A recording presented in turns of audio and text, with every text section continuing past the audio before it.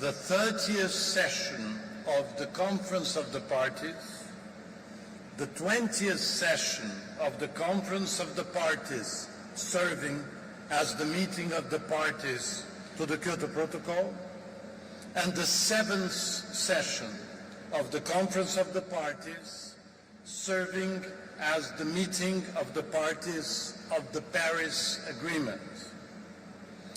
I now declare open the joint fourth meeting of COP30, fourth meeting of CMP20, and fourth meeting of CMA7.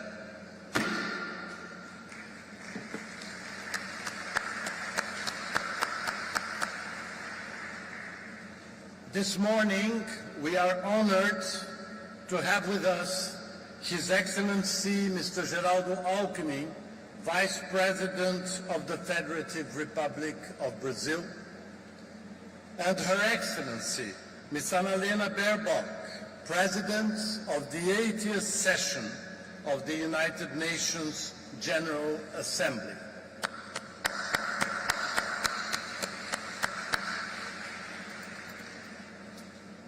Dear delegates, I now invite you to watch a short film. Before we begin, allow me to briefly introduce the images and the music you are going to see and hear. The sequence of photographies was conceived by Lélia Vanik Salgado based on the photographs of her late husband, Sebastião Salgado. Their Amazonia series was created mainly between 2013 and 2019 as a testimony to the forest and to the peoples who inhabit it. Born in 1944 in Minas Gerais, Sebastião Salgado became a global reference in documentary photography. He responded with great generosity to the invitation of the COP30 presidency to allow his images to inspire the participants of this conference. In May 2025, Sebastião Salgado passed away. His legacy remains as a restless conscience of our time, a gaze that dignifies people, their work, their lands, while also calling us on protecting the forests, the waters, and all living beings in our planet.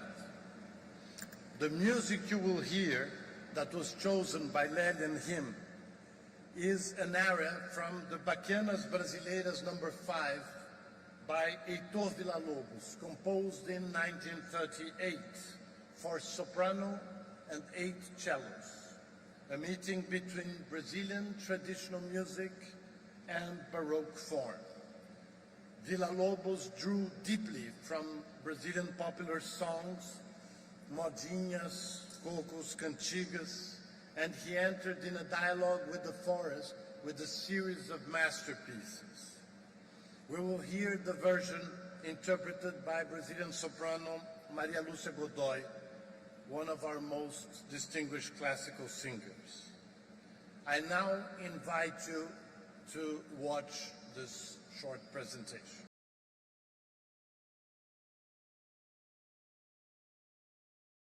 To invite to the podium His Excellency Mr. Geraldo Alckmin, Vice President of the Federal Republic of Brazil.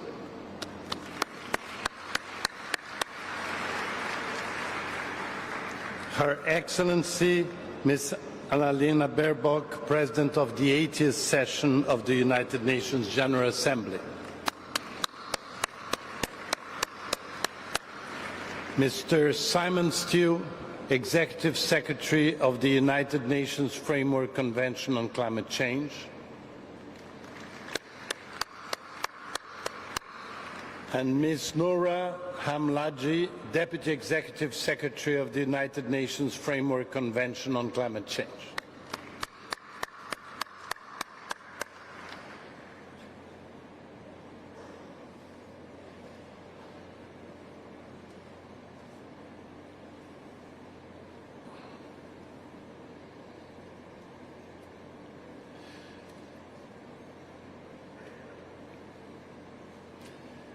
I would like to acknowledge here the presence of Mr. Juliano Salgado, son of the late photographer Sebastião Salgado, who is here as the leader of the Instituto Terra, a remarkable reforestation and ecosystem restoration initiative in the state of Minas Gerais, and thank his family for having allowed us to have this beautiful opening. I would also like to acknowledge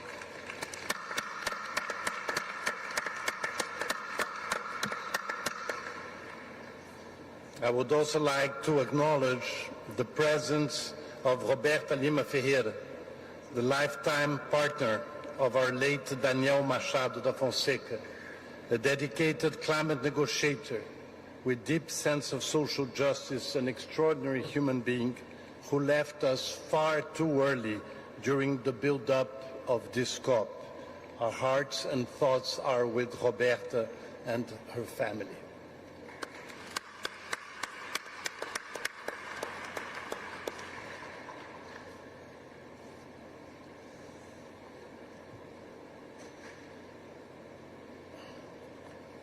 Distinguished delegates, it is my pleasure to invite the Executive Secretary of the United Nations Climate Change Secretariat, Simon Steele, to address the plenary. Executive Secretary, you have the floor.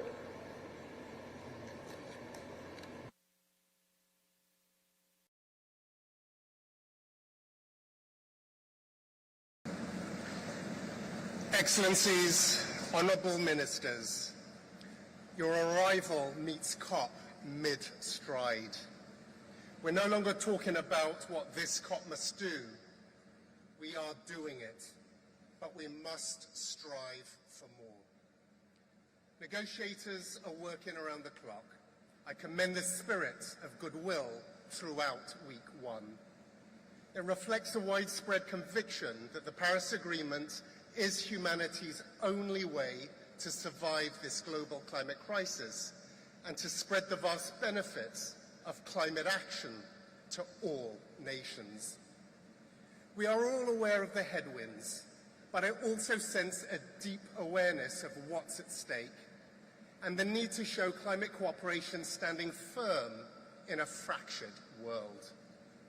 I sense a real determination to build on the major progress of recent COPs and show once again that climate cooperation is working to deliver real progress, though needs to work faster and fairer. In week one, we've also seen some major steps forward in the action agenda, an increasingly key part of the Paris framework. In 7 days, nations have mustered $1 trillion charge into clean energy and grids, rallied around a global plan to quadruple sustainable fuels, unlocked new waves of green industry, and started preparing a pipeline for new adaptation investment. They reflect an irrefutable fact driven by this process. A new economy is rising faster than forecasts. The good news, last year alone, more than $2.2 trillion flowed into renewable energy. That's more than the GDP of over 180 countries. This real-world progress is not a nice to have.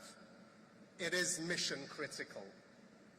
In this new era, much will depend on bringing our process closer to the real economy, to speed up implementation and spread its vast benefits to billions of more people, as I've been saying. But friends, the pace of change in the real economy has not been matched by the pace of progress in these negotiating rooms. The spirit is there, but the speed is not. As climate disasters wreck millions of lives and hammer every economy, pushing up prices for food and other basic needs, we all know what's at stake. I said we needed to an acceleration in the Amazon, and that applies equally to how we all go about our collective work here. Clearly, there is a huge amount of work ahead for ministers and negotiators. I urge you to get to the hardest issues fast. When these issues get pushed deep into extra time, everybody loses. We absolutely cannot afford to waste time on tactical delays or stonewalling. The time for performative diplomacy has now passed. Now's the time to roll up our sleeves, come together, and get the job done. The Secretariat will be with you every single step of the way. I thank you.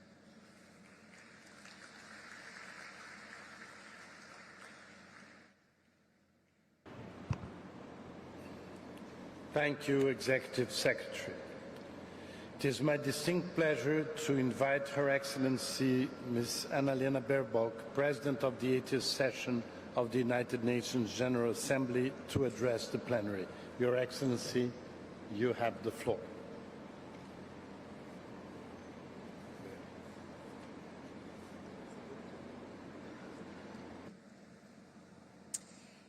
Vice President of Brazil, Geraldo Alckmin, COP President, dear Andre, Executive Secretary, dear Simon, Excellencies, Ministers, distinguished delegates, citizens around the world. What better place to meet here in Brazil on the 10th anniversary of the Paris Agreement, but also the 80th anniversary of the United Nations, then the birthplace of the UNFCCC. Congratulations to Brazil and to the people and the government for this COP for the forest, but also for the COP for the people. Speaking today as President of the General Assembly of the United Nations, I can assure you, in these heavy geopolitical times, we all feel the headwinds and the backlashes. But this is not a moment of resignation. It's a moment of action. Those of us who have spent years in climate process know that the COP journey has never been one of easy, linear progress. It always came and it always comes in ebbs and flows. Through late nights and endless negotiations, we learned to push through the despair of Copenhagen and carried forward the triumph of Paris. That is why, especially as we celebrate 10 years of Paris, which is a long time span if we look at the effects of climate crisis, but very short-term for international diplomacy, I want to focus on the flows, on the momentum of the last 10 years. Because hope and courage, when shared, can be contagious. And because, frankly, we do not have the luxury of wallowing when people are counting on us. The climate crisis is unrelenting. It pays no heed to our frustration or to the denial of skeptics. We saw this when Hurricane Melissa barreled into the Caribbean 2 weeks ago. We saw it again last week at the Philippines, endured to near back-to-back typhoons. As the Prime Minister of the Bahamas said during UN High-Level Week in September, I quote, "We do not have the luxury of restarting and have the time," end of quote. So let us look to the flows, to the positive shaping of our future. First, the unstoppable rise of clean energy. The Paris Agreement mentioned renewable energies only once. Those of you who have been there, you have to look for it in the papers. Many even doubting the potential of renewable energy. Talking about phasing out of coal was seen as almost sacrilegious. And now, today, 10 years later, short period in international diplomacy, we are transitioning away from fossil fuels altogether We decided so 2 years ago. And renewable energies are cheap. They are now scalable. They are now the fastest growing source of power, accounting for 90% of new energy installation globally in 2024. We speak so often about tipping points in negative terms, but there are also the positive tipping points too. And this is one of them, maybe the most important one. You can demonize clean energy all you want, but 10 years after Paris, renewables are simply unstoppable. As they say, it's the economy, stupid. No investor wants stranded assets. In 2024, global investment in clean energy, as Simon Seal said, reached $2 trillion, 800 billion more than in fossil fuels. Our task now is to ensure that this innovation and the financing thereof reaches everyone, everywhere, especially those who have yet to benefit on it, especially on the African continent, because this was also the promise of Paris. The second flow is that innovation is no longer confined to a few countries or few investors. We are innovating together interconnectedly. From last week's World Social Summit in Doha to the SDGs, from the Paris Agreement to Sevilla, from the Global Digital Compact to the new finance instruments emerging here in Belém, our job is to converge these agenda intersectoral. As early warning systems, resilient infrastructure, community preparedness are being transformed through digital tools that advance social justice and climate action at the same time. Social justice and climate actions are the same coin, the same two sides of the coin. It's already happening around the globe. It's happening on the ground. Just days ago, I met a young woman, a CEO, who developed a solar-powered, AI-enabled water purification device, crucial for flood-prone communities. That is the future. The third flow is this: the money exists. It simply needs to be redirected. In a world of abundance, the problem is not the availability of capital as such. It is where that capital goes. Last year alone, developing countries paid roughly $1.4 trillion in external debt servicing. Imagine what could be achieved if some of that burden were lifted and those resources reallocated to climate mitigation, clean energy, resilience and adaptation. We could forge stronger public-private partnerships. We could expand concessional finance. We could deliver on the Baku to Belém roadmap. As I said, this climate process comes in ebbs and flows.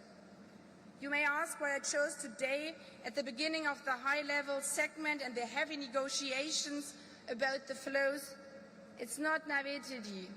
It is because I have felt frustrated by global setbacks.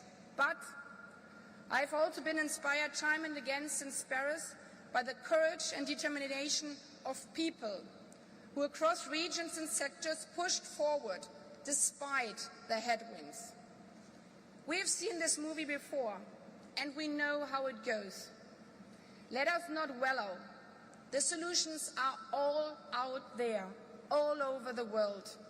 We now have to connect them by focusing on our strongest and greatest strength, cross-regional cooperation. This is a new form of multilateralism. Or as you say here in Brazil, let us have a mutirão, meaning everybody joining forces. This collective power is stronger than ever. People, governments, businesses, finance actors. And the good news is, if flows are moving in the right direction, they are simply unstoppable. I thank you.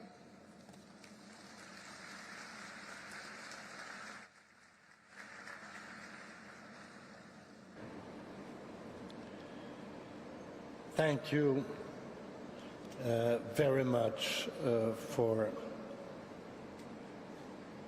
your intervention.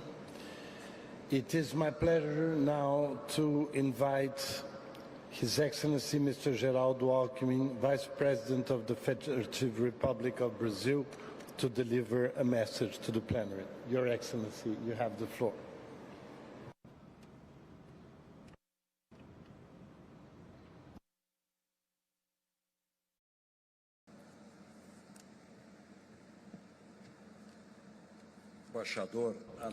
Ambassador André Correia do Lago, President of COP30, Ana Helena Baerbock, President of the UN General Assembly, Simon Still, Executive Secretary of the Framework Convention of the United Nations on Climate Change, Noura Hadmachi, Deputy Executive Secretary, Minister Marina Silva, Minister of Environment, Climate Change of Brazil, on behalf of whom I would like to welcome all the ministers, heads of delegation, and leaders here present, ladies and gentlemen. It is an honor to be here in Belém, in the heart of the Amazon, the largest tropical forest in the world, at the opening of this high-level segment of COP30.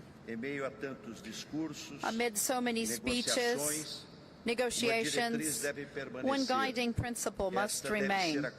This must be the conference of truth, of implementation, and above all, of responsibility. Responsibility toward the planet we inhabit, toward the people who live here, and toward the generations yet to come. We must all act in such a way that every decision taken today, be it political, economic, or environmental, contributes to preserving the conditions for life on Earth, protecting biodiversity, and ensuring justice between generations. Brazil and the government of President Lula recognize their responsibility and their challenges in fighting climate change. We are in fighting climate change. We are guardians of one of the largest biomes on the planet, and the Amazon is a vital pillar for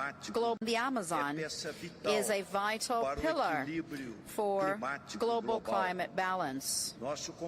Our commitment of all of us is to chart the pathways for a just energy transition and to end illegal energy transition and to end illegal logging. Ladies and gentlemen, the time for promises is over. Each additional fraction of a degree of global warming represents lives at risk, greater inequality, and greater losses for those who contributed the least to the problem. This is why this COP must mark the beginning of a decade of acceleration and delivery.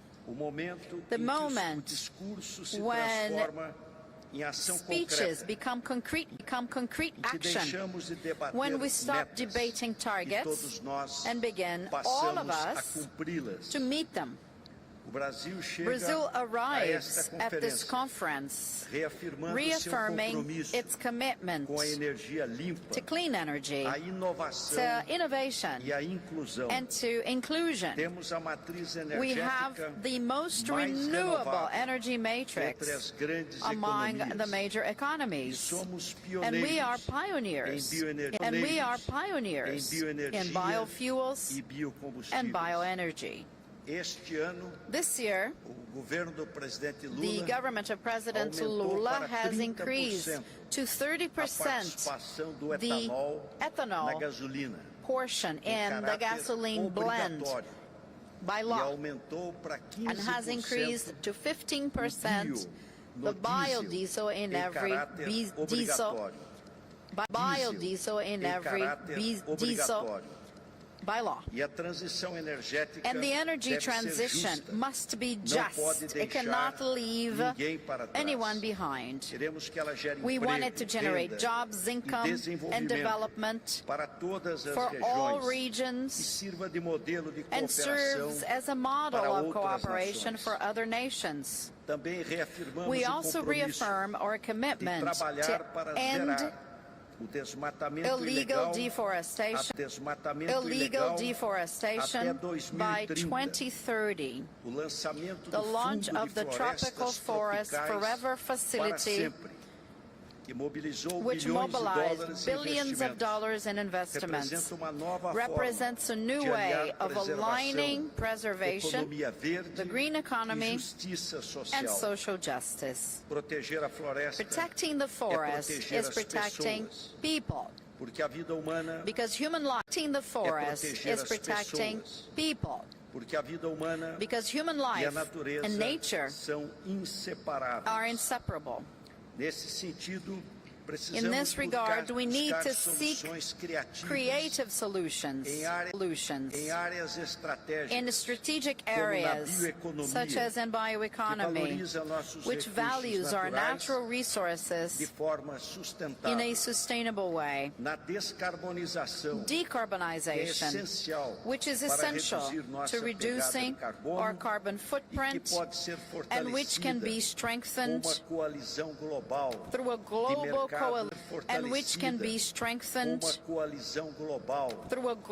coalition of regulated carbon markets that will establish transparent and collectively agreed upon carbon mechanisms, to which we expect more and more countries to comply. The protection of forests depends above all on those who live in them. Over 28 million Brazilians live in the Amazon region, amongst which we have the indigenous peoples and traditional communities, who are the true guardians of the forest.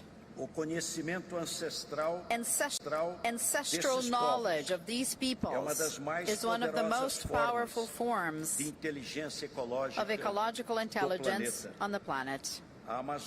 The Amazon, in all its diversity, must serve as an example that it is possible to grow, produce, and conserve at the same time. Brazil proposes that COP30 leave as a legacy a set of integrated action maps in accelerating the energy transition towards reducing dependence upon fossil fuels. The goal is to triple renewable energy and double energy efficiency by 2030. This date is right around the corner. But the data show that the renewable capacity today is still half of what would be necessary to reach the goal. Along the same line, in Belém, commitment is intended at quadrupling the use of sustainable fuels until 2035, and 25 countries have already joined the effort. In eradicating illegal deforestation, we have already reduced deforestation in Brazil by 50%, but we must do more. Innovative ideas such as the TFFF can make concrete contributions towards achieving this goal. In valuing forests, especially with a focus on socio-bioeconomy, as well as on the restoration of degraded areas, and in promoting cooperation among governments, businesses, and local communities. Only through a mutirão will we succeed in changing minds and realities. In changing minds and realities. The moment is for all of us to renew our unity around the goals of the Paris Agreement. The presentation by governments of their NDCs aligned with the 1.5 degrees Celsius of the Paris Agreement is one of the clearest signs of commitment to fighting climate change and reinforcing multilateralism. Brazil's NDC, daring, bold, but realistic, which I had the honor to announce myself last year, together with Minister Marina at COP29 in Baku, sets the commitment to reduce the country's net greenhouse gas emissions in the country from 59 to 67% until 2035, compared to 2005 levels. In national programs and policies, Brazil seeks to do its part.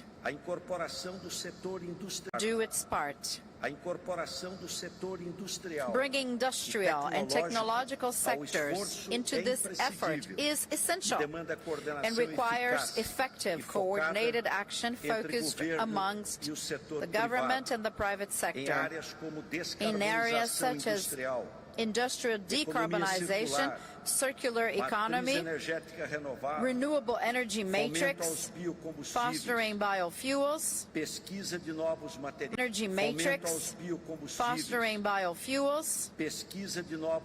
research of new materials, and more efficient production processes. And COP30 now marks the transition of the regime from negotiation to implementation. The various decisions that will emerge from Belém will strengthen mechanisms and foster new arrangements to accelerate climate action on a global scale.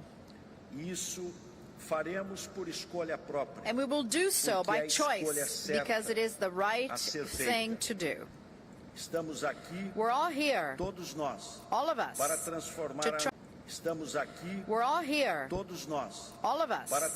to transform ambition into results and good public policies. Our duty is to ensure that global climate action be guided by ethics, by responsibility, an ethic that unites science and solidarity, progress and dignity. Brazil believes that ethics, innovation, and sustainability are not parallel pathways, but the same path, one of shared responsibility for humankind's common future. I invite the leaders here today to act with the same sense of urgency, pragmatism, and hope. The time to act is now. Thank you very much.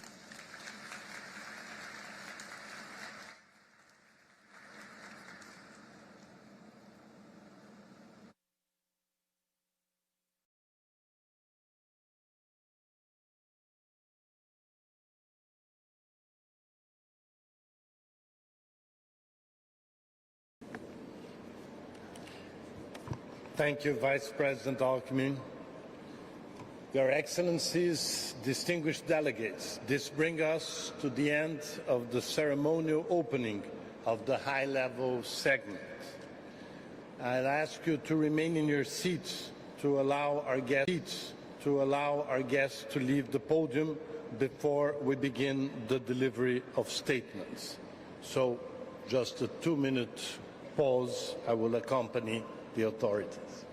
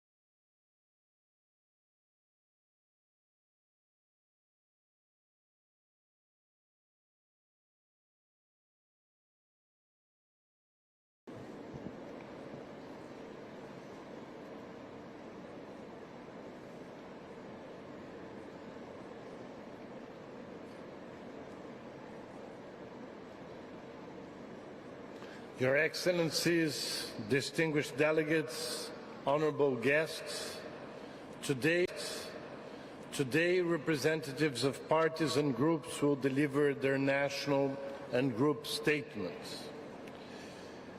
I would like to inform Your Excellencies of measures in place to ensure effective time management. There is a 3-minute time limit for national statements and 5 minutes for group statements during the high-level segment. Speakers are strongly encouraged to ensure the statements do not exceed allotted times. Additionally, in line with the practice of other UN bodies and to ensure the smooth conduct of the meeting, a bell will be used to signal when the allotted time is exceeded. Statements should be as concise as possible, noting that full texts of the official statements will be made available on the UNF. The official statements will be made available on the UNFCCC website. And finally, please note that speakers who are not in the plenary at the time for delivery of their statement will be scheduled to speak at the end of the statements of the same category. This session will conclude at 1. Statements that have not been delivered by 1 will be moved to the afternoon session, scheduled to begin at 3. Your Excellencies, distinguished delegates, honorable guests, let us begin. It is my pleasure to welcome Her Excellency Ms. Sara Agassen Munoz. Her Excellency Ms. Sara Agassen Munoz, Deputy Prime Minister of Spain. Your Excellency, you have the floor.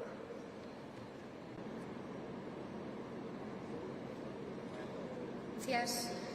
Hace 10 años adoptamos juntos el Acuerdo de París. 10 años adoptamos juntos el Acuerdo de París, convencidos de que el multilateralismo ambicioso es la única respuesta posible contra la emergencia climática. Desde entonces hemos dado grandes pasos en un mundo en el que la neutralidad climática era impensable, dominado por la inversión en combustibles fósiles, ahora donde más de 100 países que representan el 80% del PIB mundial tienen objetivos de emisiones netas cero, en el que las renovables avanzan imparables y donde la adaptación progresa con más de 170 planes específicos. Cada décima de grado cuenta. Hay motivos para la esperanza. Pero aún queda mucho camino por recorrer. El cambio climático se acelera, sus impactos se intensifican, son más frecuentes, duraderos y con mayor alcance territorial. Hablamos de olas de calor, de incendios, de sequías, de inundaciones, huracanes, impactos que muchos de los que estamos aquí en nuestros países, hemos sufrido. Aquí precisamente, en este espacio, en el pulmón de nuestro planeta, la Amazonia, sufre los fenómenos más extremos del cambio climático. En España también hemos vivido este último año la cara más amarga del cambio climático. Una Dana que azotó Valencia o los incendios que asolaron la península ibérica este verano. Son efectos distintos en los territorios, pero con una amenaza común. Estamos ante una emergencia climática que es una crisis sanitaria, social y de seguridad, agravada en los últimos años por el avance exponencial del negacionismo, la desinformación y los ataques a la ciencia, que nos hacen más vulnerables y solo aumentan las pérdidas y daños. Solo con un esfuerzo colectivo y constante a favor de la ciencia podremos garantizar que la acción climática sea efectiva y sostenida en el tiempo. Necesitamos intensificar nuestros esfuerzos. Una acción climática con sinergias muy poderosas. Una agenda climática que es una agenda de salud pública, de justicia social, de prosperidad, de derechos humanos y paz. Una apuesta ganadora para la prosperidad, de derechos humanos y paz. Una apuesta ganadora para todos, especialmente para los más vulnerables. Así lo hacemos en España, apostando por las renovables, por la eficiencia energética, por los planes de adaptación, por la transición justa, sin dejar a nadie atrás, haciendo que esta transformación también nos acerque a la igualdad de género real. Animo a que juntos trabajemos en la implementación de esta agenda, que es una agenda de oportunidades, y que la COP de Belén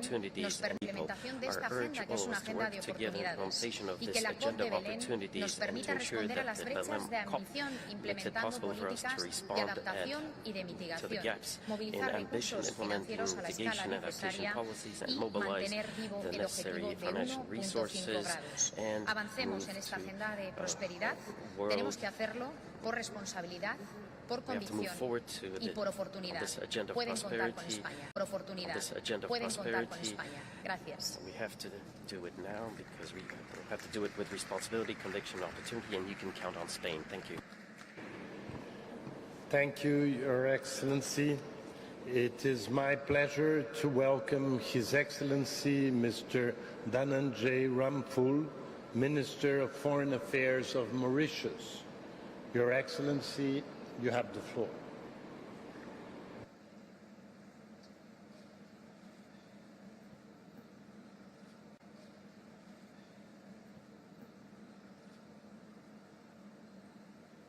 Mr. President, Excellencies, distinguished delegates, allow me first to thank Brazil for hosting us in Belém, gateway to the heart of the Amazon and the confluence of nature and humanity, a reminder of our collective responsibilities towards humanity, a reminder of our collective responsibilities towards nature.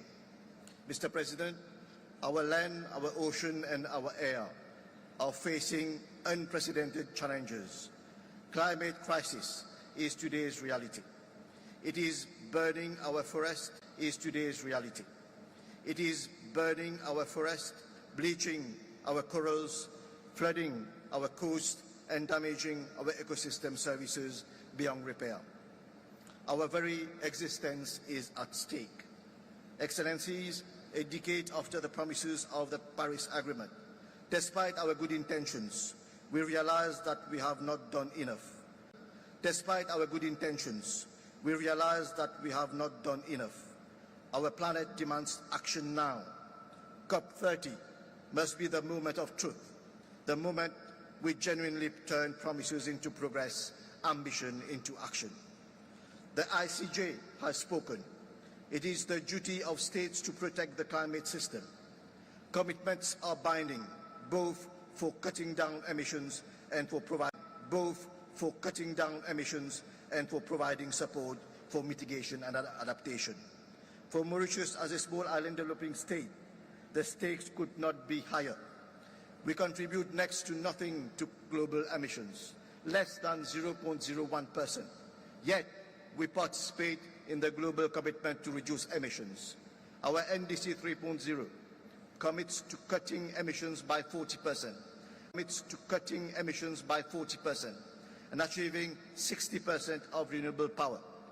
We are investing in clean energy, decarbonizing key sectors, restoring our mangroves and forests, and protecting our reefs.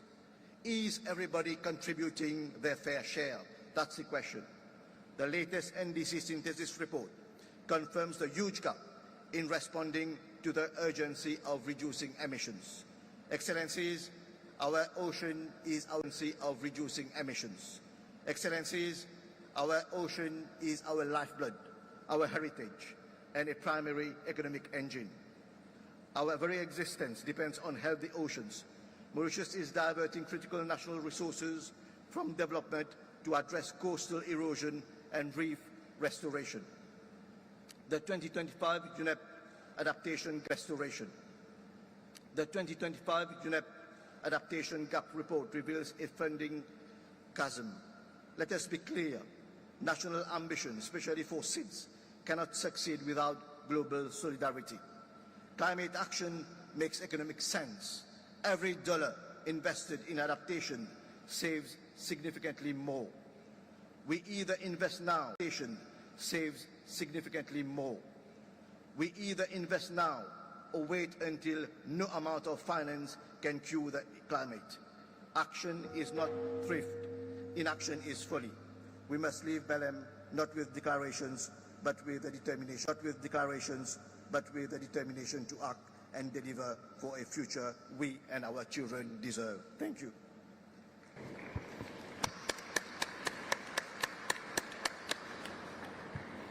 Thank you, Your Excellency.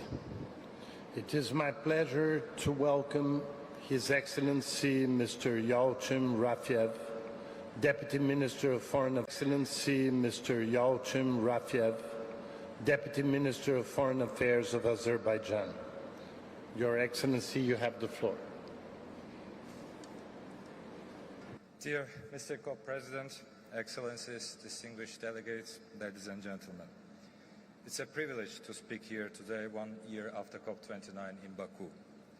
Last year, Azerbaijan, under the leadership of the President Ilham Aliyev, hosted one of the most productive COPs ever and guided the process to success. We worked with determination, bridged divides among parties, reinforced multilateralism, and achieved consensus on issues that had eluded resolution in previous negotiations. We successfully concluded mandates addressing all pillars of the Paris Agreement. This included the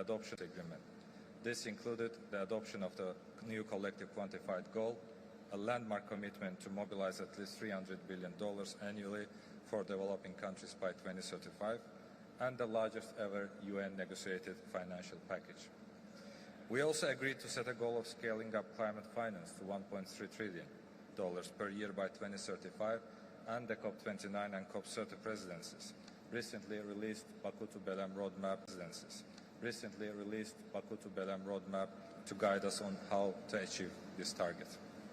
Excellencies, Azerbaijan has already submitted its NDC 3.0, reflecting our commitment to the Paris Agreement. Even though we submitted our updated NDC 2.0 only 2 years ago, and despite major challenges linked to a large-scale reconstruction and demining activities across the 20% of our territory liberated after 3 decades of occupation, Azerbaijan is determined to advance more ambitious climate action. Our new target is to cut emissions by 40% by 2035. This advances our previous 2050 goal by 15 years, marking a significant increase in ambition. Our new NDC is also economy-wide and covers all sectors, including power, buildings, oil and gas, transport, industry, waste, agriculture, and land use. Ladies and gentlemen, Azerbaijan, like many other countries, is facing serious pressures from climate change. Floods, droughts, forest fires, and many other issues are increasingly affecting our region. Alongside these challenges, we are also confronted with an unprecedented threat of the rapid decline in the water level of the Caspian Sea, the world's largest inland body of water. The pace at which the Caspian is shrinking is alarming, with water levels falling by roughly 20 to 30 centimeters each year. This decline severely affects coastal communities, leads to receding shorelines, reduces fisheries, and poses growing risks to port operations. Strong and meaningful international cooperation is therefore imperative to advancing shared science-based solutions. We must address this mounting problem with a clear focus on preventing yet another environmental catastrophe in our region. Colleagues, Azerbaijan is committed to multilateralism, and we want to preserve the process. So we are here at COP30 to continue working with all partners and build solutions that help us move forward in solidarity for a green world. I thank you. In solidarity for a green world. I thank you.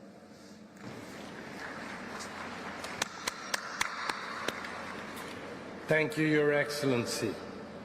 It is my pleasure to welcome prazer dar as boas-vindas Sr. Lars Haggard, Ministro do Clima da Dinamarca, e Volker, comissionário para a Comissão Europeia, falando em nome do Grupo da União Europeia. A palavra é sua. COP President, Excellencies, distinguished colleagues. Colegas, presidente, a mudança climática é real, já está afetando as nossas vidas ao redor do globo. Nós temos secas, temos enchentes. Agora, os extremos antes são normais e não há nada normal disso. E só fica pior. Nós somos guiados por ciências e evidências Aqui na COP30, nós precisamos agir agora e nós precisamos agir juntos para cortar as emissões e adaptar as realidades do clima hoje e amanhã. Os nossos parceiros de todos o mundo podem contar na União Europeia. Estamos firmes no nosso comprometimento do Acordo de Paris. Dia 5 de novembro, os ministros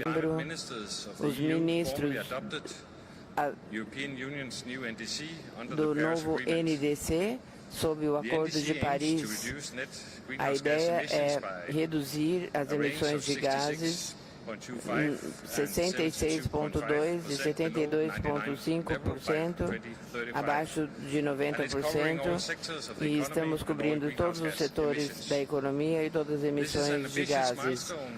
Isso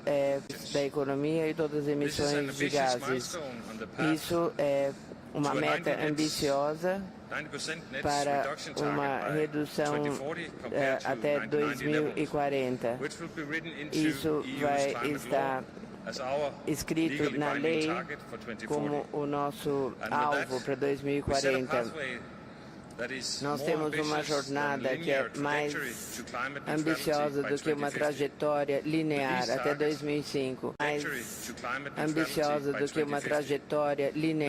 2005. Com esses objetivos, nós estamos firmes na ação contra a mudança climática baseada na ciência. Nós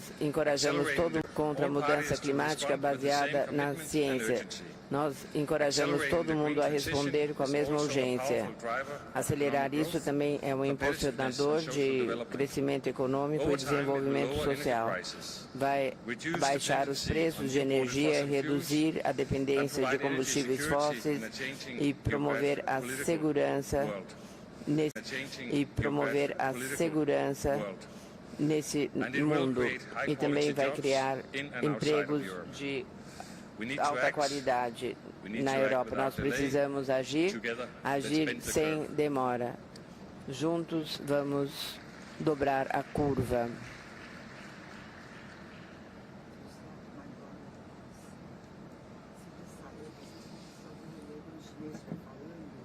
Dear Co-President, dear Andre, ladies and gentlemen, Senhores e senhoras, nós encontramos em Belém, onde a ciência demanda mais ação e o multilateralismo tem que fazer certeza da entrega. Nós renovamos a nossa ambição com uma contribuição de 66,6%, 72,5% redução de emissões comparado com os níveis anteriores. Isso reflete uma jornada até a metade do século.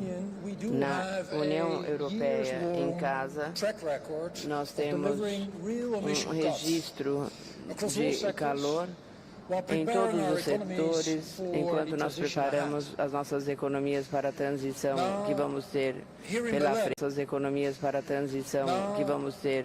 pela frente. Aqui em Belém, nós precisamos assegurar que nós First, we do need a collective response plan that helps us close the gap between where we are today and where we need to be. We're going in the right direction, absolutely. But we need to go there faster, and we need to go there together. We must speed up the global energy transition by implementing the global stocktake.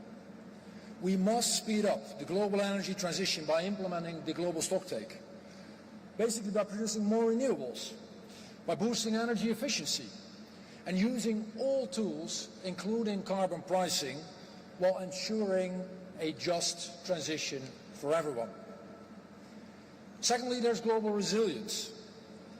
Adaptation and preparedness must be top priorities to protect communities, to protect ecosystems and livelihoods. And I'm truly proud of the work we have done, that has been done by And I'm truly proud of the work we have done, that has been done by the negotiators on adaptation indicators. Third, all actors must work together to scale up financing for climate action in developing countries, as was agreed last year in Baku. And it isn't, as was agreed last year in Baku. And it is in this context that we urgently need to improve access, in particular for the LDCs and the SIDS, and for adaptation. And to give you our numbers, the European Union and its member states are already major contributors. We have renewing 32 billion in public finance and 11 billion in mobilized private finance in 2024, and that was again a step up. Finance in 2024, and that was again a step up compared to the year before. And by the way, we continue to invite others who have the means to do so to join us in making sure we deliver on this endeavor. Together with the European Investment Bank, we remain the largest provider of international public climate finance. Fourth and finally, and the Vice President of Brazil was already mentioning that, carbon pricing. Carbon pricing. You all know the saying by Victor Hugo that there's nothing so powerful as an idea for which the time has come. And this is something we do need to pursue. Pricing carbon is something we need to pursue with as many as possible, as quickly as possible. Thank you very much.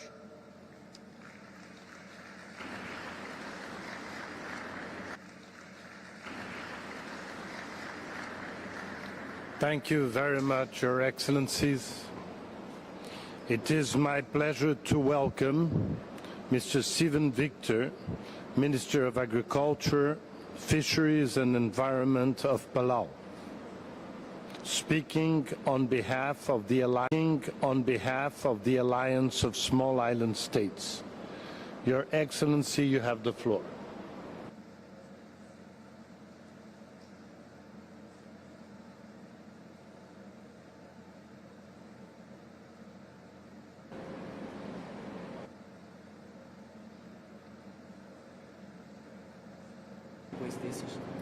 No?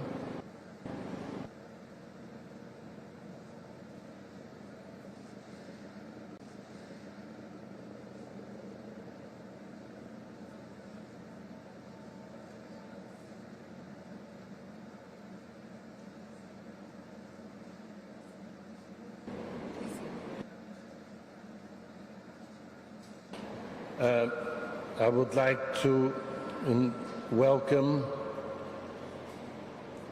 His Excellency Mr. Steven Victor, Minister of Agriculture, Fisheries and Mr. Steven Victor, Minister of Agriculture, Fisheries and Environment of Palau, speaking on behalf of the Alliance of Small Island States. COP President, Excellencies, distinguished ministers, colleagues, Palau has the honor to deliver this statement on behalf of the 39 members of the Alliance of Small Island States. Deliver this statement on behalf of the 39 members of the Alliance of Small Island States. Allow me to align with the remarks to be delivered by Iraq on behalf of the G77 and China. AOCIS extends its sincere appreciation to the government and the people of Brazil for the warm welcome here at COP30 in Belém. Here at COP30, which President Lula has dubbed the Cup of Truth, we must be honest with ourselves, the cup of truth. We must be honest with ourselves and with each other. The latest science is clear. We are dangerously off track to limiting global warming to 1.5 degrees. Our collective response has not yet been matched the scale and urgency of this crisis, worsening the impacts across the planet. This is why for small island developing states, 1.5 degrees is the planet. This is why for small island developing states, 1.5 degrees is not a political slogan. It is a non-negotiable survival threshold for our people, our culture, and our livelihoods. Mr. President, AOCIS has come here with solutions. We have made a proposal for a robust response plan to NDC synthesis report to get us back on track to 1.5 degrees. Our goal is not to finger point or undermine the Paris Agreement 5 degrees. Our goal is not to finger point or undermine the Paris Agreement policy cycle. Instead, it is to have us work together with trust to close the ambition gap to 1.5 degrees, which the International Court of Justice advisory opinion affirmed as the legal benchmark and scientifically based consensus target under the Paris Agreement. At the same time, we must use our existing spaces, such as the mitigation work program, effectively, and to agree to refine our global stocktake process and to ensure it considers the best available science from the IPCC to safeguard its scientific integrity. On the UAE dialogue, we are disappointed that 2 years after the adoption of the GST, we are still unable to advance follow-up on outcomes of GST1, particularly the just, orderly, and equitable transition away from fossil fuels. Adaptation is an ever-increasing priority for AOCs. At COP30, we are mandated to conclude the UAE Belém work program on indicators. We recognize the complexity of this task given that further work is needed to refine those indicators that are still not complete. Our view is that subsidiary bodies can continue this work toward a set of credible, balanced, and workable set of indicators. Mr. President, Excellencies, for small island, climate action is possible if it's underpinned by credible and accessible finance, the development and transfer of appropriate technologies and capacity building for developing countries. Public finance remains vital, and this is why we join other developing countries in a call to operationalize Article 9.1.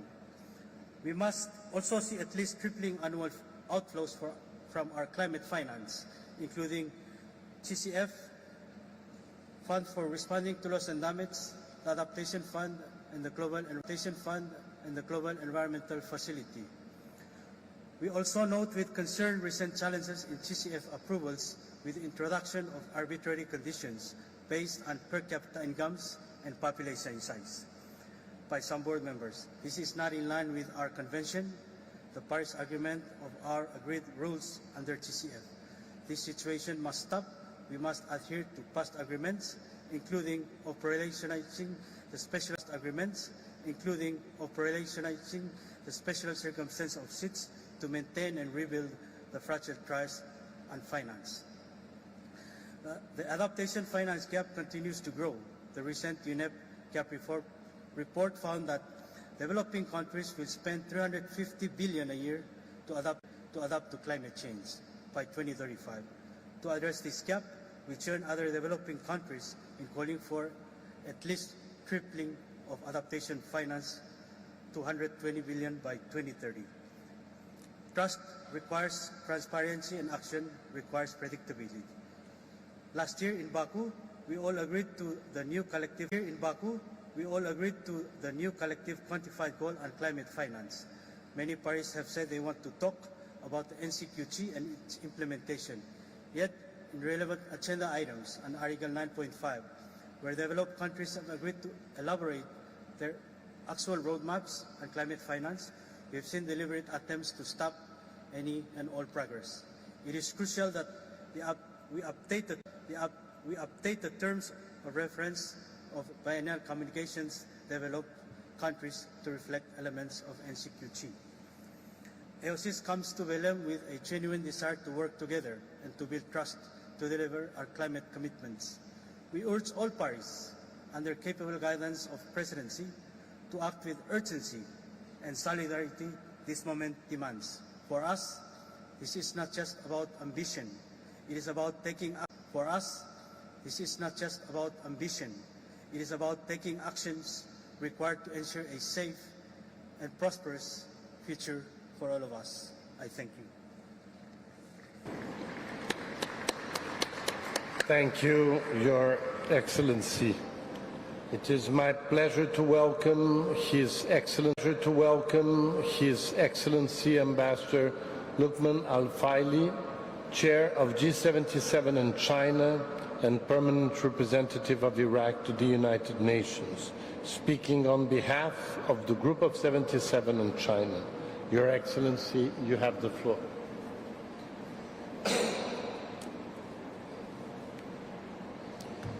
His Excellency Ambassador Andre Delogo, President of COP30, CMP20, CMA7.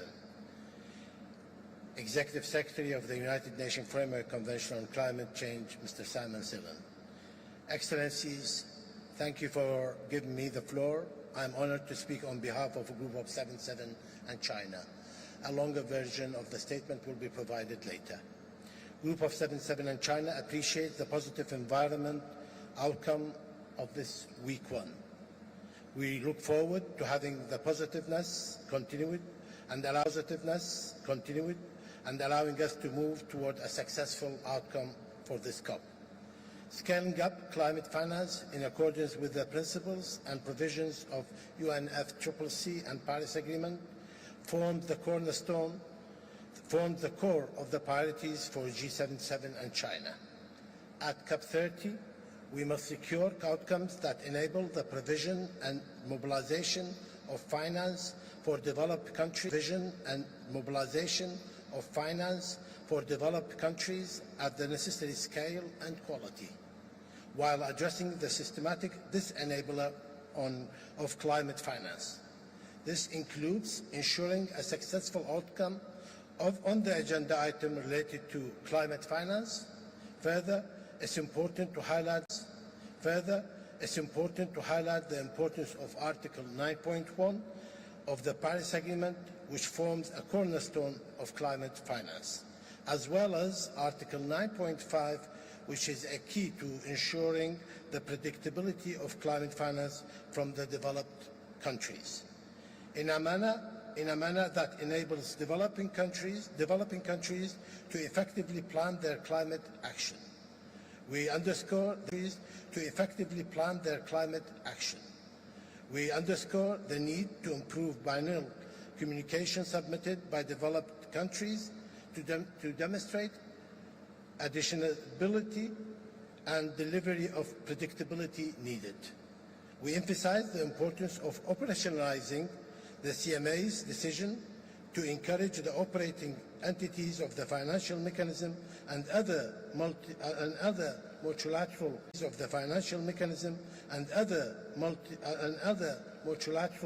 climate funds to at least triple their annual outflow of the operating entities by 2030. With a significant increase of public resources provided through the fund, G77 and China underscored that this agreed goal can only be met through fully executed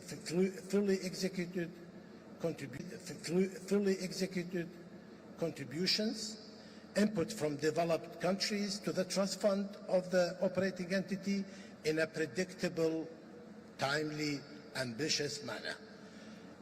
For the 9th replenishment of the GEF and further capitalization of its to LDCF and SECE, the third replenishment of the GCF, the first replenishment of the fund of responding to loss and damage, and further capitalization of the adoption fund. G77 and China further emphasizes the need to request from all climate funds to have a transparent financing procedure that applies equally to all non-Annex 1 Convention parties. G77 Annex 1 Convention parties. G77 and China further expresses grave concern regarding the application of unilateral and contradictory policies on the project proposed by UNIDO on behalf of Sultan of Oman in the Green Climate Fund by a minority of board members representing a few developed countries. On the adaptation, G77 and China highlight the importance of agenda items related to GGA and national adaptation plans. It is vital that we search successful outcome for the COP30. We stress the importance of means of implementation and implementing adoption effort under GGA, and that GGA outcomes need to contain a strong reference to finance flow from developed to developing countries. With regard to NAP agenda items, the group appreciates the clear progress we made at this COP and is looking forward to delivering an outcome that is in favor of advancing NAP implementation.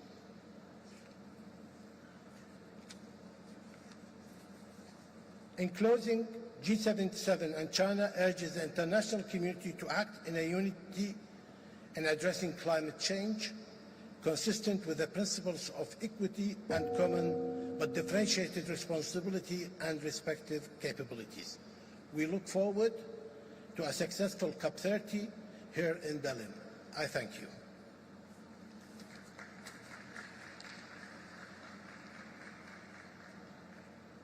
Thank you, Your Excellency. It is my pleasure to welcome His Excellency Mr. Andreas Bjelland Eriksen, Minister of Climate and Environment of Norway. Your Excellency, you have the floor. President, 10 years after Paris, we can conclude that the Paris Agreement is working. Countries are setting climate targets and implementing them. The global energy transition is picking up scale and pace. COP30 must celebrate that multilateralism is delivering while facing what science tells us. Limiting global warming to 1.5 degrees will require us to enhance ambition and accelerate implementation. Therefore, Norway is stepping up.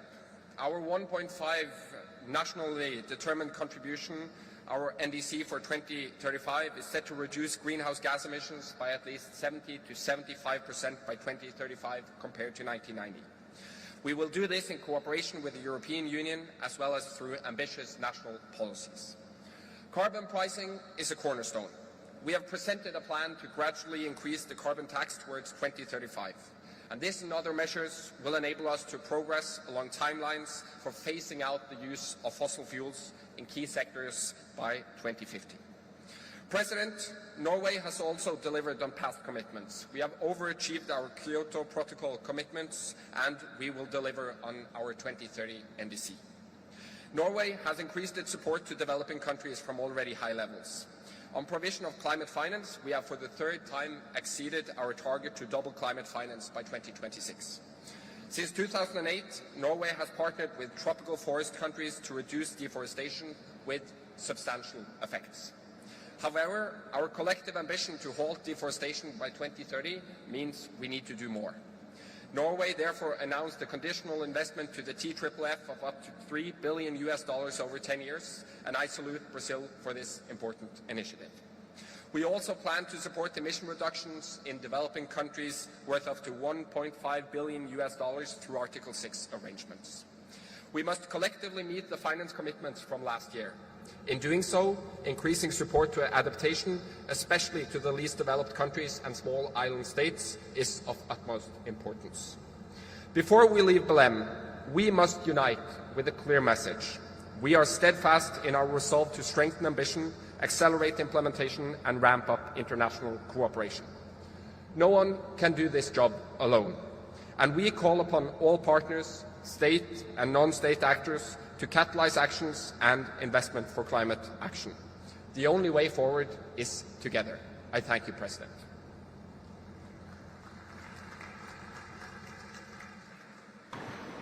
Thank you, Your Excellency.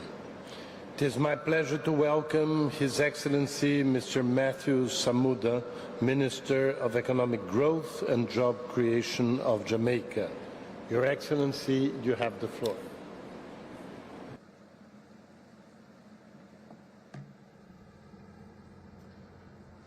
Mr. President, Excellencies, colleagues, I have the honor to speak on behalf of the people of Jamaica here at COP30 in Belém, Brazil.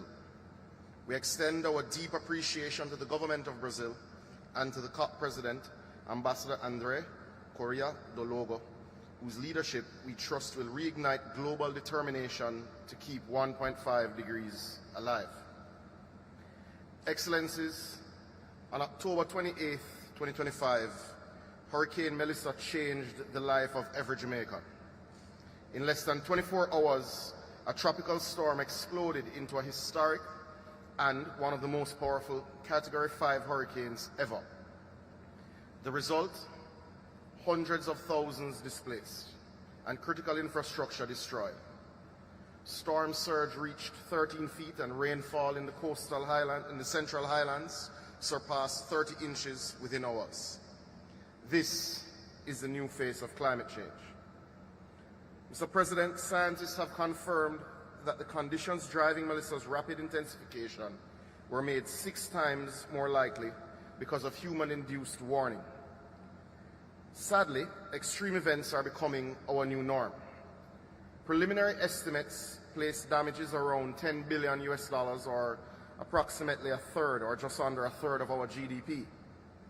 No small island state can absorb losses of this magnitude. Excellencies, Jamaicans are resilient, but resilience must not be defined as surviving the unbearable. We did not create this crisis, but we refuse to stand as victims. We choose action. Long before Melissa, Jamaica invested in preparedness. As examples, we developed one of the world's most advanced disaster risk financing strategies, including a sovereign catastrophe bond renewed with the World Bank in 2024. We have submitted our enhanced NDCs. We have advanced our LTS for a low-carbon, climate-resilient future. And finally, we are now finalizing our national adaptation plan. These are not small steps for a small island, but instead acts of courage and foresight. We thank the international community, CARICOM, and the United Nations Secretary General for their solidarity during this time. But solidarity must extend beyond sympathy.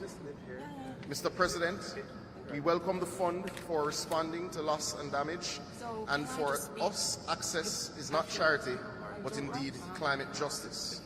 We urge all developed countries to contribute to the fund meaningfully so that frontline countries can recover and rebuild stronger. The establishment of this fund has justified our call for it to be managed through a World Bank facility, and therefore urge that this could serve as a guiding example as we contemplate the structured approach for other funds in the financial mechanism. Excellencies, the other storm is already forming. Our only defense is ambition, financing, and collective will. We call on the global community, especially major emitters, to honor their commitments and safeguard the 1.5-degree threshold. For Jamaica, this is survival. It's about our people and their right to a safe and prosperous future. I thank you.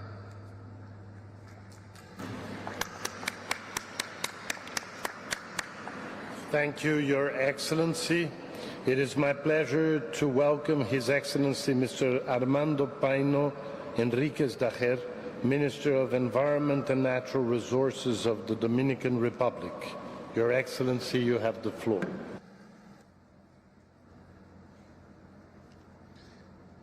Distinguida Presidencia, excelentísimos jefes y jefas de Estado, estimados delegados, permítame comenzar expresando nuestro agradecimiento a la Presidencia y al pueblo del Brasil por su liderazgo y hospitalidad al presidir la COP30 aquí en Belén, corazón de la Amazonía.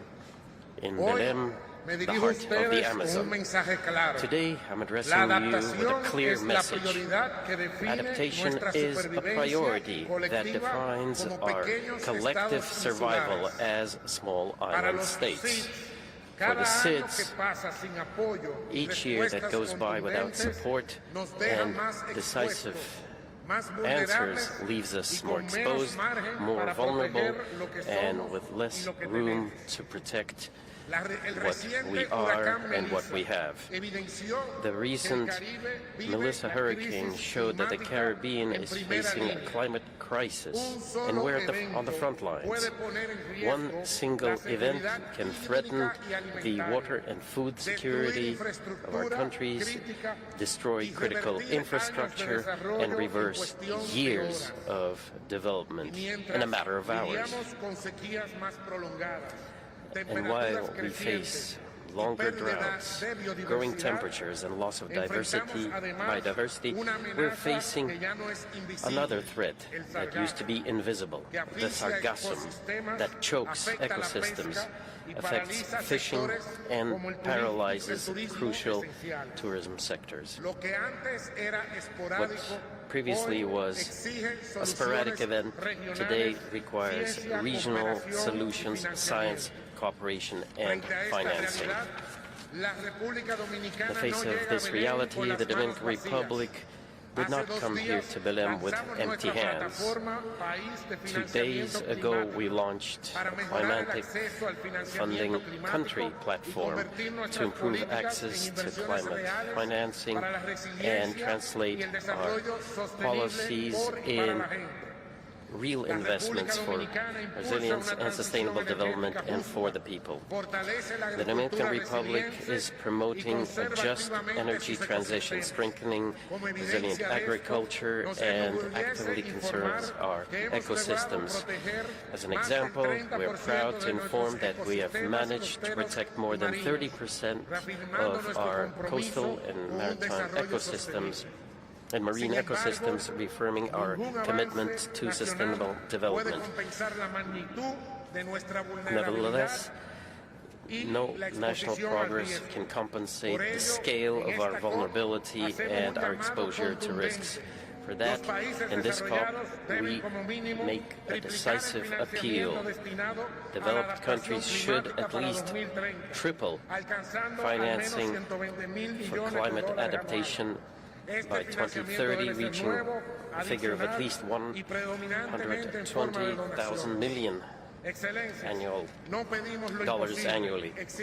This funding has to be new, additional, and focus on grants. These resources are necessary to promote climate change. We need to ensure that we reach a more just world. Thank you, Your Excellency. It is my pleasure to welcome Her Excellency Ms. Grace Fu, Minister of Sustainability and the Environment of Singapore. Your Excellency, you have the floor. Mr. President, climate change is outpacing our collective response. Geopolitical tensions and economic volatility are intensifying. Multilateral cooperation is under strain. Singapore reaffirms our commitment to work with the global community to progress towards our climate goals. We are one of 13 countries who submitted the 2025 NDC before the 10th February deadline. We pledged to reduce our emissions to between 45 to 50 million tons of CO2 by 2035, with a pathway to net zero in 2050. We have quadrupled our solar deployment from 2020 and are diversifying our energy mix through sources such as biomethane and electricity imports. We are also studying the potential deployment of nuclear energy. We are equally focused on adaptation and resilience. We are developing our inaugural National Adaptation Plan to address climate impacts, including sea level rise, urban heat, and food and water supply resilience. We are working with our ASEAN partners to advance the ASEAN Power Grid, a key enabler of the region's energy transition, and develop carbon capture and storage technologies. We are also collaborating on research and capacity building initiatives to strengthen regional adaptation and resilience. Implementation requires adequate financing based on the Paris Agreement principles. The Baku to Belém roadmap recognizes the global climate finance gap. As a global financial hub, Singapore is voluntarily addressing this gap through capacity building, blended finance, and carbon markets. Through the FAST-P, we have mobilized $510 million to deploy in green and sustainable infrastructure in Southeast and South Asia. Carbon markets are another key enabler of finance. Singapore has signed 10 implementation agreements under Article 6, and we have committed to procure 2 million tons of nature-based carbon credits from projects in Ghana, Paraguay, and Peru. We also launched the Coalition to Grow Carbon Markets with Kenya and the UK to develop high-integrity voluntary markets which now has 10 member countries. To help Asia phase out coal, we are developing energy transition credits with partners. Singapore reaffirms our full support for the COP30 presidency and the UNFCCC multilateral process. This is a critical time, requiring all parties to stand firm for climate action. I urge parties to assume collective leadership towards our climate goals. Thank you.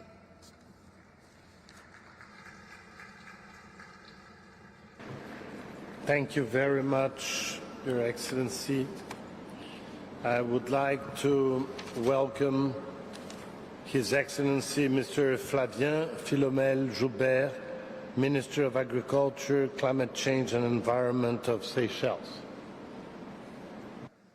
Co-President, Excellencies, distinguished delegates, it is an honor to address this high-level segment on behalf of the government and the people of the Republic of Seychelles.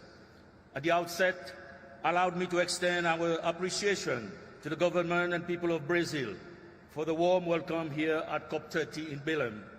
We gather here in Belém, a city at the heart and the world's greatest forest, guided by the spirit of the Amazon and by the call issued during the Leaders' Summit a week ago. That call reminded us that courage, solidarity, and collective action are our only path forward.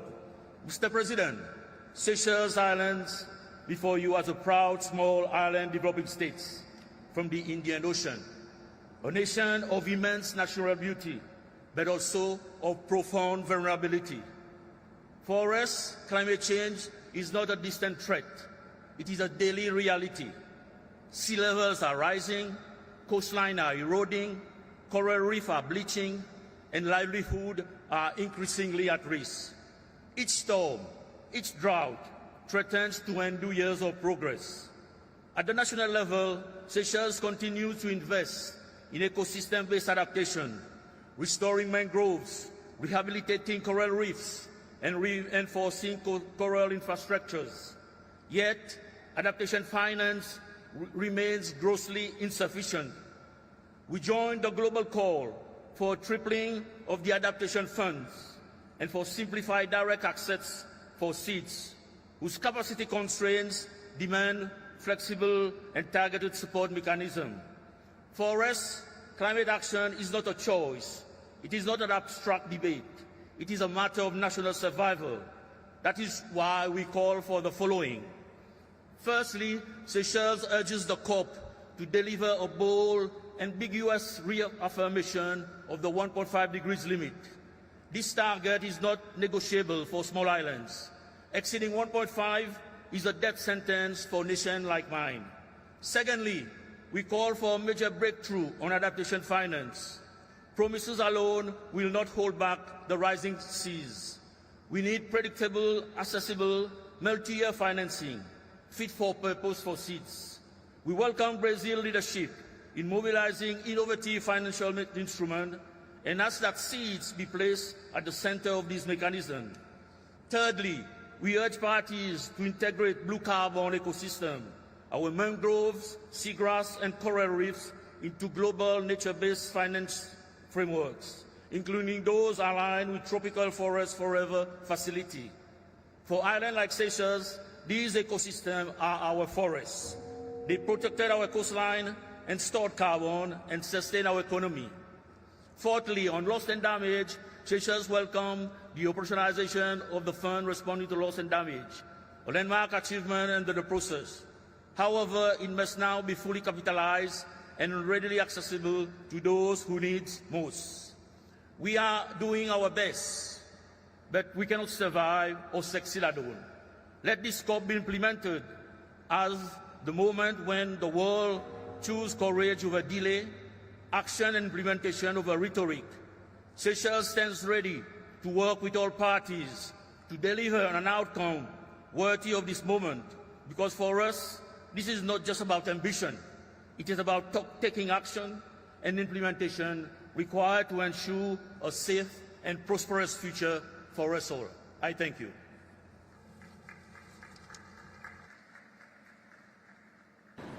Thank you, Your Excellency. It is my pleasure to welcome His Excellency Mr. Sungwon Kim, Minister of Climate, Energy and Environment of the Republic of Korea. Your Excellency, you have the floor.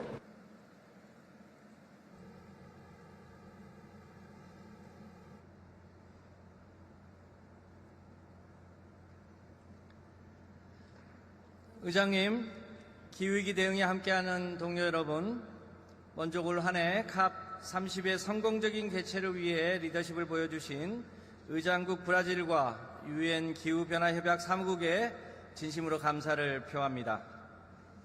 우리는 10년 전 파리에서 기후변화의 위협에 대한 전 지구적 대응을 강화하기로 약속한 바 있습니다. 하와이 마우나루와 천문대의 대기 중 이산화탄소 관측값이 처음으로 400ppm을 넘긴 해였습니다. 그러나 지난해 이미 사실상 1.5도를 돌파하였습니다. 파리협정 1.5도 목표는 위기에 처해 있고 지구는 더 이상 기다려줄 수 없습니다. 기후위기에 대응할 기회의 창은 점점 좁아지고 있습니다. 이러한 위기의식 속에 대한민국은 지난해 10월 기후에너지환경부를 출범했습니다. 국내 온실가스 배출량의 70%에 해당하는 에너지 정책과 총괄적 기후 정책을 한 부처에서 이행하여 온실가스 감축을 가속화하고 전 지구적 탈탄소 녹색 전환을 선도하기 위함입니다. 또한 환경의 큰 가치 아래 사람과 사람, 사람과 환경이 공존하는 미래를 만들고자 함입니다. 나아가 이 자리를 빌려 기후에너지환경부의 첫 번째 과제인 대한민국 2035년 국가 온실가스 감축 목표를 국제사회에 공표하고자 합니다. 우리는 2035년까지 국가 온실가스 배출량을 2018년 대비 53%에서 61%를 목표로 하여 감축하겠습니다. 파리협정이 채택하고 10년간 국제사회의 노력으로 세기말 온도의 상승 전망을 약 1.5도 낮췄습니다. 그러나 파리협정의 목표와는 여전히 괴리가 큽니다. 대한민국의 2035 NDC는 국제사회에 약속한 2050년 탄소 중립을 이행하고 더 나아가 1.5도 목표와 부합하는 감축 경로 달성을 위해 선도적으로 노력하겠다는 의지를 담고 있습니다. 한국은 전쟁의 폐허에서 글로벌 제조업 공급망의 핵심 플레이어로 성장했습니다. 또한 대중음악, 드라마, 패션과 뷰티 등 전 세계적 사랑을 받는 K-컬처와 수차례 위기에 맞서 시민의 힘으로 지켜낸 K-민주주의로 많은 국가들의 영감을 주고 있습니다. 한국의 새로운 도전은 K-녹색 전환입니다. 에너지 집약적인 산업 구조와 좁은 국토라는 어려운 여건을 혁신적 제조업과 AI 기술 경쟁력, 시민 참여 거버넌스로 극복하여 전 세계 녹색 전환을 선도하겠습니다. 예를 들어 AI와 데이터 센터로 인한 폭발적인 전력 수요 증가를 햇빛과 바람 에너지 기반 시스템으로 대응하며 이 과정에서 발생한 이익을 지역사회와 공유하겠습니다. 탄소 중립 AI 기술로 국민의 안전과 번영을 더욱 꼼꼼하게 챙기는 사람 중심 지속 가능 녹색 성장 전략을 범정부적으로 만들어갈 예정입니다. 한국이 입시 추진 중인 2026년 5월 UNFCCC 기후 주간을 통해 더 많은 미래를 공유할 수 있기를 기원합니다. 감사합니다. To overcome all the challenges, and we will continue to be the main actor in this context. Thank you very much. Her Excellency Ms. Mariam Tangara, Minister of Environment, Sanitation and Sustainable Development of Mali. Your Excellency, you have the floor.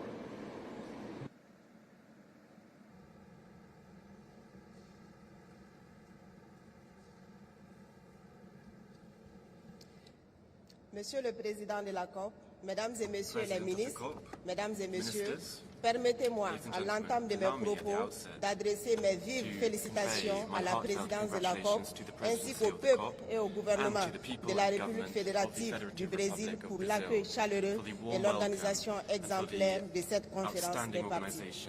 C'est pour moi un honneur et un grand privilège de prendre la parole devant cette auguste assemblée réunie ici à Belém, au cœur de l'Amazonie, symbole vivant de la richesse et de la fragilité de notre planète. Je voudrais également transmettre les salutations fraternelles du peuple du Mali et de son gouvernement sous le leadership éclairé du président de la transition, chef de l'État, son Excellence le général d'armée Assimi Goïta, président de la Confédération des États du Sahel, et résolument engagé dans la lutte contre les changements climatiques. Mesdames et messieurs, le Mali subit de plein fouet les effets néfastes et croissants des changements climatiques.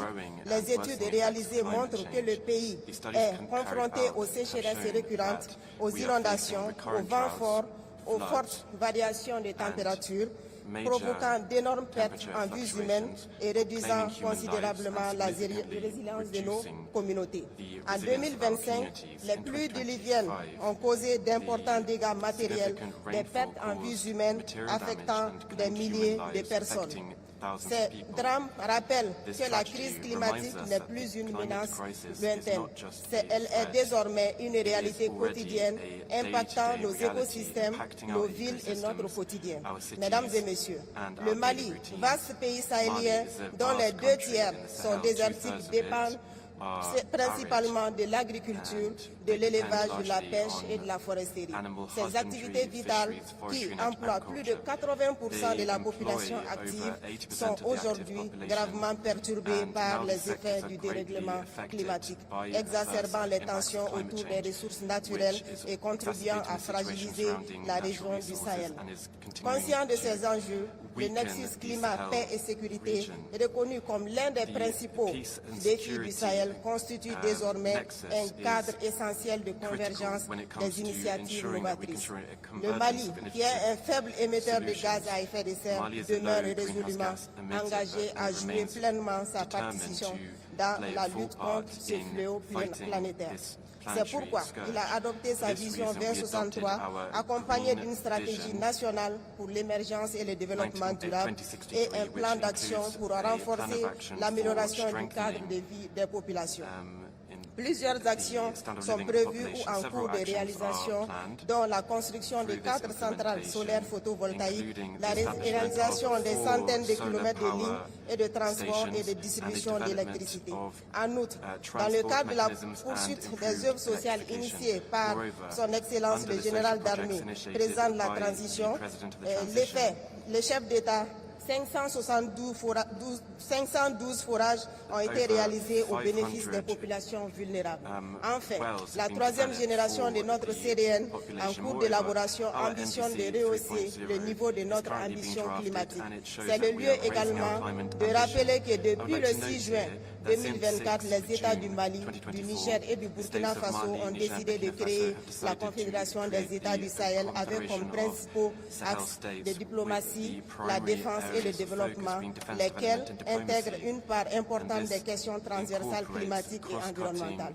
Il convient de signaler toutefois que le Mali, à l'instar de bien d'autres États africains, regrette que les promesses répétées de la COP 2015 et la COP 2024 de Bakou peinent encore à se concrétiser.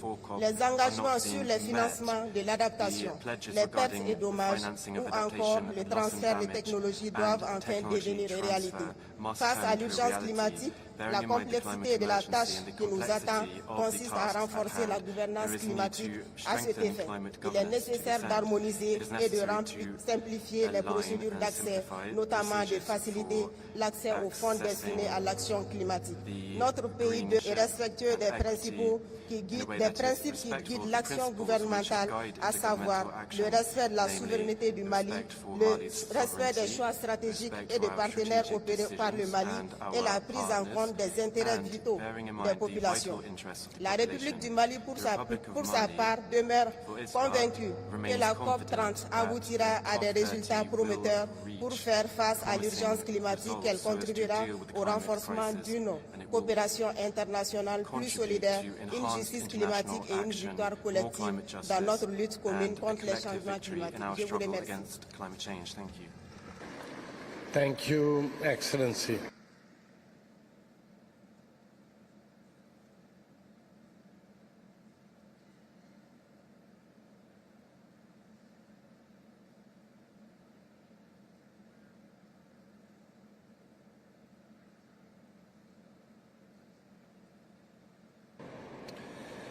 It is my pleasure to welcome His Excellency Mr. Roger Barrow, Minister of Environment, Water and Sanitation of Burkina Faso.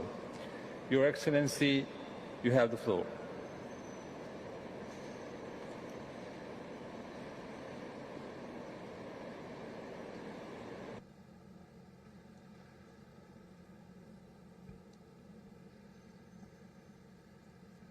Monsieur le Président, distingués délégués, distinguished delegates, je porte à cette auguste assemblée les salutations fraternelles de son Excellence, le capitaine Ibrahim Traoré, président du Faso, chef de l'État, artisan d'une nouvelle espérance pour le peuple burkinabé. Le Burkina Faso remercie le peuple frère de la République fédérative du Brésil pour l'accueil chaleureux et exprime sa satisfaction pour l'organisation de cette conférence qui se tient au cœur de la forêt amazonienne, sanctuaire de vie, de mémoire et de résilience. Il apporte tout son soutien à la présidence brésilienne pour faire de la COP30 un moment historique de relance de l'action climatique. Monsieur le Président, cette 30e COP nous offre une opportunité, celle d'unir nos voix et nos volontés afin de renforcer l'ambition climatique mondiale et traduire nos engagements en des actions concrètes capables de protéger des vies et d'offrir des moyens d'existence. C'est une responsabilité partagée mais différenciée. Je suis ici pour porter la voix d'un pays sahélien souverain dans ses choix et solidaire dans ses engagements. La voix d'un peuple digne et résilient qui, face à l'adversité, choisit toujours d'agir. La voix d'un pays pour lequel chaque arbre, chaque goutte d'eau, chaque parcelle de terre est une richesse à protéger, un héritage à transmettre et une promesse à tenir devant les générations futures.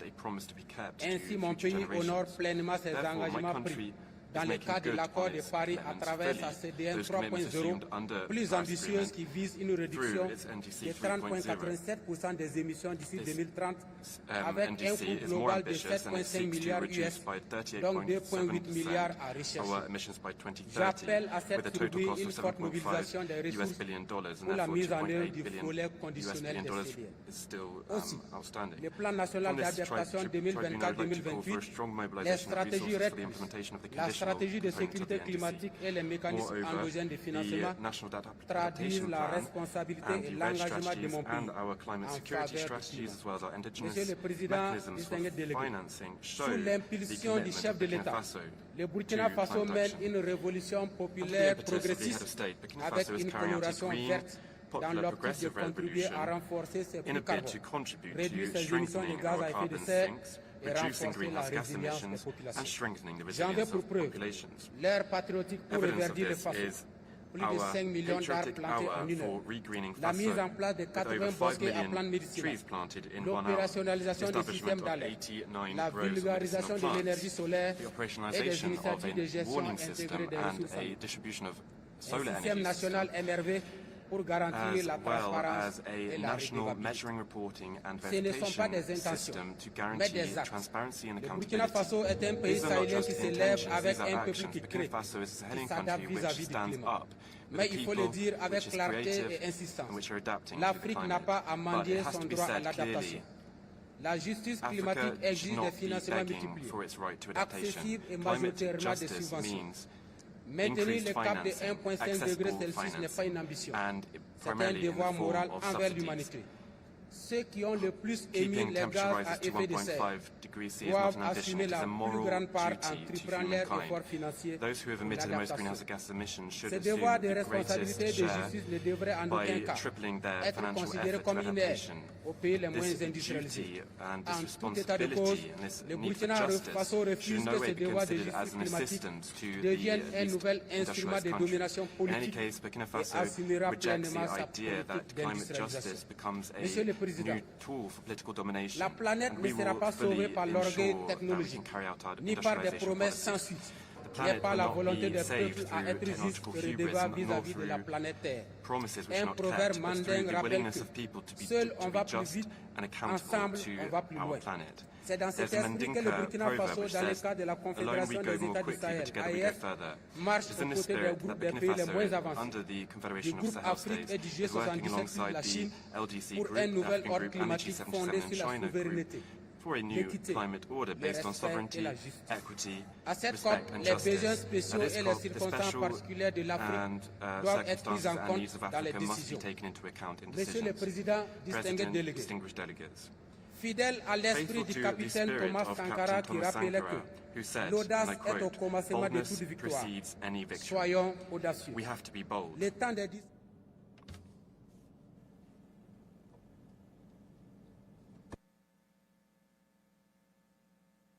Je vous remercie. Thank you.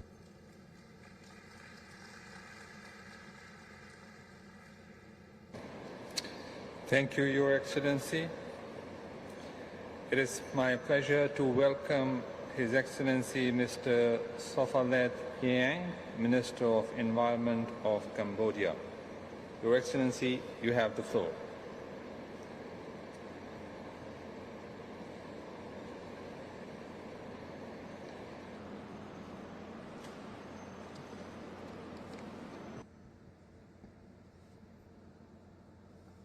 Excellency, Mr. President, Excellencies, ladies and gentlemen, the Cambodian delegation appreciates the Federative Republic of Brazil and the UNFCCC Secretariat for hosting the 30th UN Climate Change Conference here in the beautiful city of Belém. The political stability fostered by Samdech Akek Mahasenapadei Techo Hun Sen, President of the Senate, has laid the groundwork for our sustainable development goals. Under the leadership of Samdech Maha Bawathapadei Hun Manet, Prime Minister of the Kingdom of Cambodia, Cambodia reaffirmed its commitment to the Paris Agreement by submitting its NDC 3.0 on August 8, 2025. This plan increases the country's climate ambition, outlining a clear strategy to reduce greenhouse gas by up to 55% by 2035, compared to a business-as-usual scenario. Cambodia's NDC 3.0 set a clear pathway for low-carbon and climate-resilient development across key sectors, including energy, industry, agriculture, forestry, and waste. On forests and ecosystems, Cambodia is scaling up nature-based solutions through restoring degraded landscapes and supporting biodiversity conservation and local livelihoods. Cambodia welcomes the Tropical Forest Forever facility to provide resort-based financial support to tropical forest countries. As one of the most climate-vulnerable countries, Cambodia welcomes the operationalization of the fund for responding to loss and damage, and called for a swift capitalization with needs-based and grant-based financing.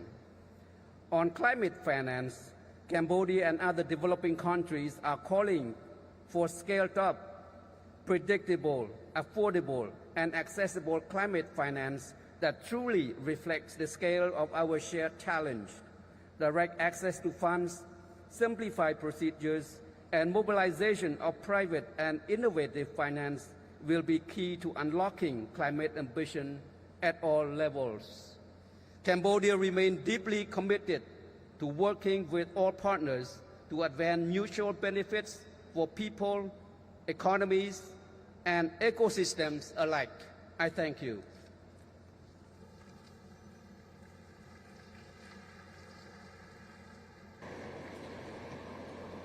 Thank you, Your Excellency. It is my pleasure to welcome His Excellency Mr. Aziz Abdul Hakimov, Minister of Ecology, Environmental Protection and Climate Change of Uzbekistan. Your Excellency, you have the floor. Honorable Excellencies, distinguished delegates, ladies and gentlemen. It is a true honor to address this distinguished gathering at COP30 here in the heart of the Amazon, where we meet at a truly critical moment. The climate crisis is already reshaping nature and society with the rising temperatures, water scarcity, and environmental change affecting biodiversity, health, and economies. Dear colleagues, today, more than 20% of Central Asian region's land is degraded.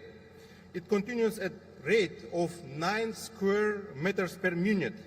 Dear colleagues, can you imagine in just the 7 days of this COP, about 90,000 square meters of land have degraded, equal to food and income loss of 300 families' village. It is estimated that by mid-century, crop yields could be declined by 1/3.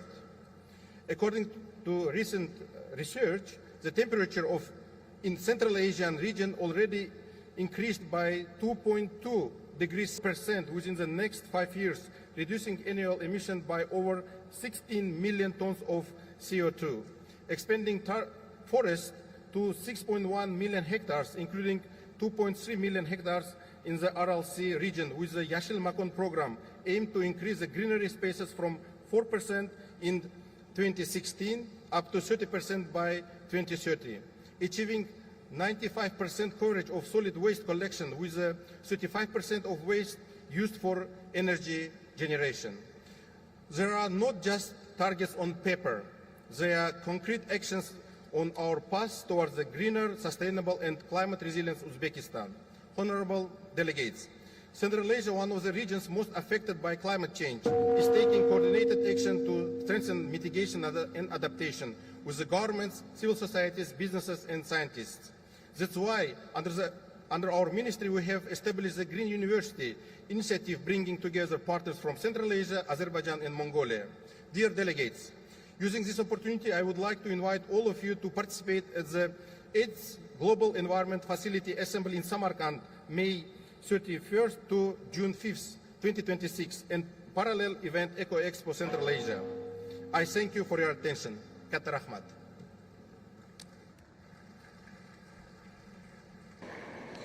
Thank you, Your Excellency. It is now my pleasure to welcome His Excellency Mr. Tawfiq Abdul Wahd Al-Sharjbi, Minister of Water and Environment of Yemen. Your Excellency, you have the floor. السيد الرئيس، أصحاب المعالي والسعادة، السيدات والسادة، تتقدم الجمهورية اليمنية بخالص الشكر للبرازيل على استضافة هذا المؤتمر وعلى قيادة العمل المناخي العالمي نحو مسار أكثر عدالة وطموح.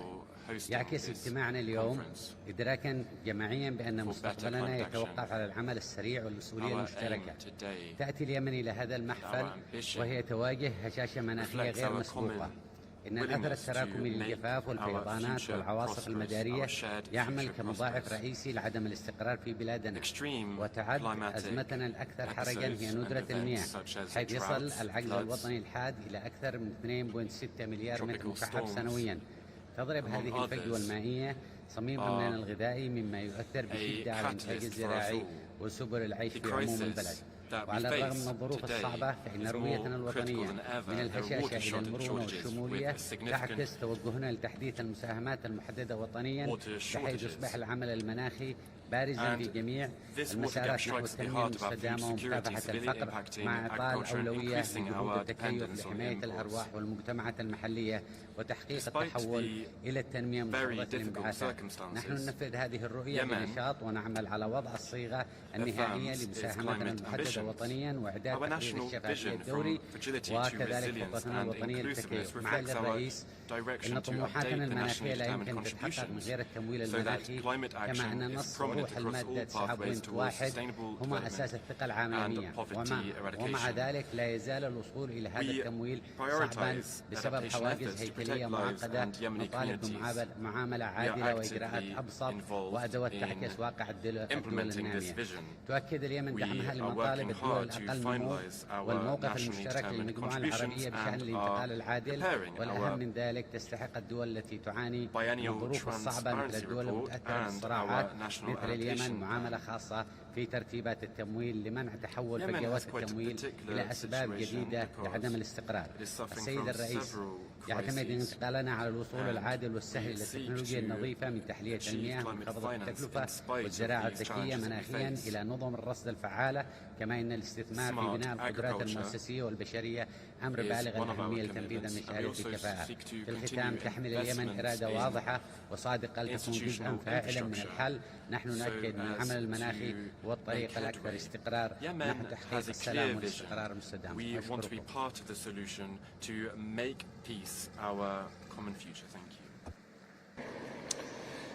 Thank you, Your Excellency. It is my pleasure to welcome His Excellency Mr. Wente B. Molotsi, Minister of Environment and Tourism of Botswana. Your Excellency, you have the floor. Thank you very much, Your Excellency, COP30 President, Honorable Ministers present here, Executive Secretary of UNFCCC, distinguished delegates, ladies and gentlemen. Botswana extends its heartfelt gratitude to the government and people of Brazil for their warm hospitality. Belém, gateway to the Amazon, reminds us that protecting nature is not an abstraction, it is a duty to current and future generations. We fully support the Brazilian presidency's vision to make this the implementation COP to reinforce multilateralism, connect the climate regime to people's real lives, and accelerate the implementation of the Paris Agreement. Excellencies, as a nation facing severe climate vulnerabilities and impacts, Botswana recognizes the existential threat climate change poses to our sustainable development. It is on this basis that we fully align with the objectives and the principles of both the Convention and the Paris Agreement. We are therefore here to ensure that Paris delivers, and we must keep the 1.5-degree goal within reach. Botswana's unique ecological features constitute our precious natural resource base, which is increasingly vulnerable to climate variability and change.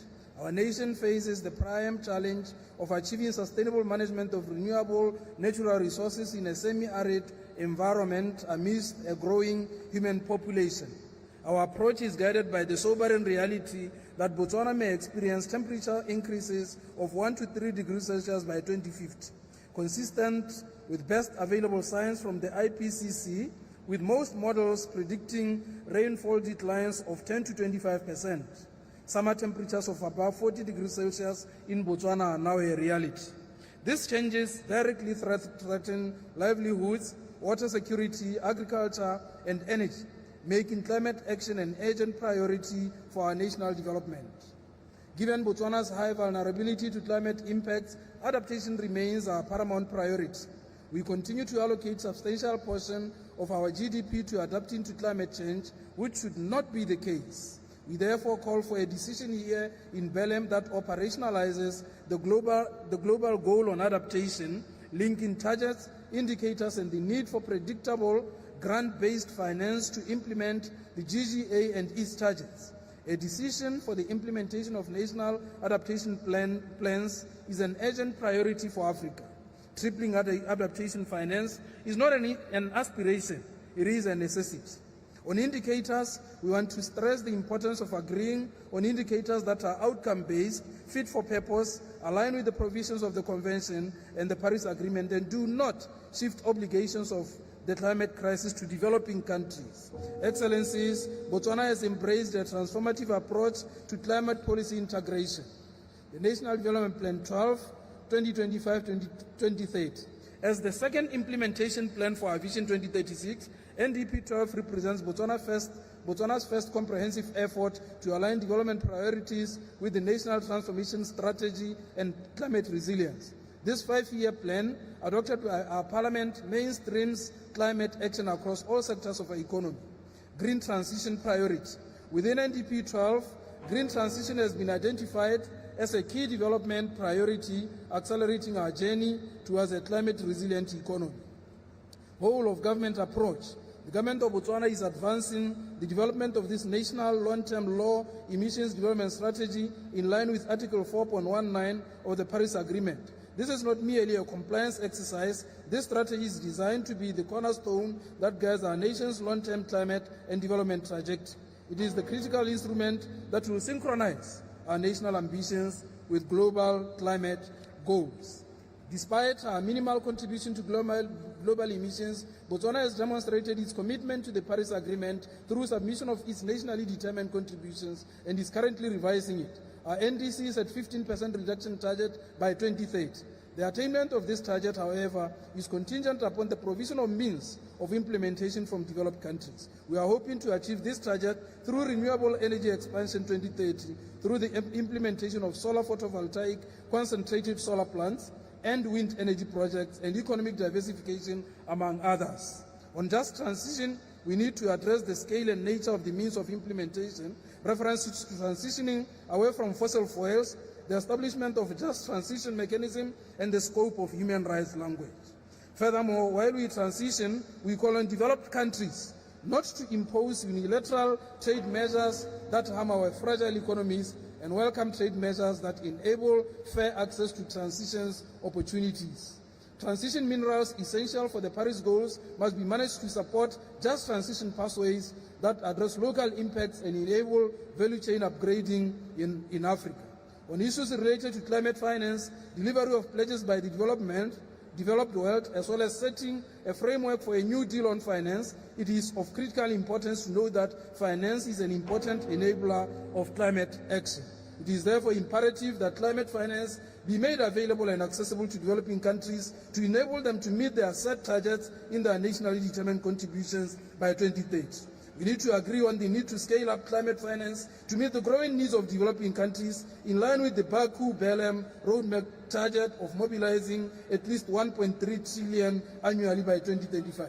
It is our wish that the operationalization of the funding arrangement of the loss and damage financial mechanism is concluded during this COP, as this will be a huge milestone towards improving the livelihoods of our affected populations. Therefore, Botswana urges the parties to conclude on the agenda speedily. Let me conclude by pledging my support to the work ahead of us all. I wish to urge the COP presidency to direct the debate in a manner that could deliver timely results in implementation, including on means of implementation, particularly climate finance for adaptation and mitigation actions, technology development, and conclusion on the loss and damage. I thank you for your attention. Thank you, Your Excellency. It is my pleasure to welcome His Excellency Mr. Armando Rodriguez Batista, Minister of Science, Technology and Environment of Cuba. Your Excellency, you have the floor.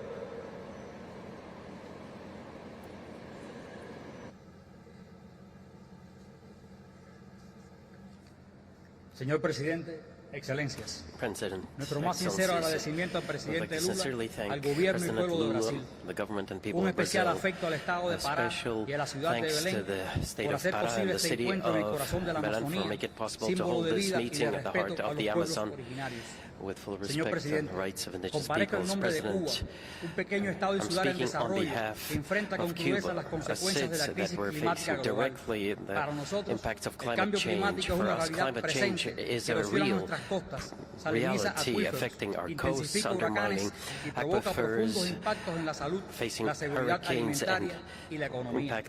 Hace apenas unos días, el poderoso huracán Melissa atravesó el Caribe, afectando gravemente a Cuba y otras tierras hermanas. Sus vientos y lluvias, alimentados por un océano anormalmente cálido, devastaron comunidades y arrasaron cultivos.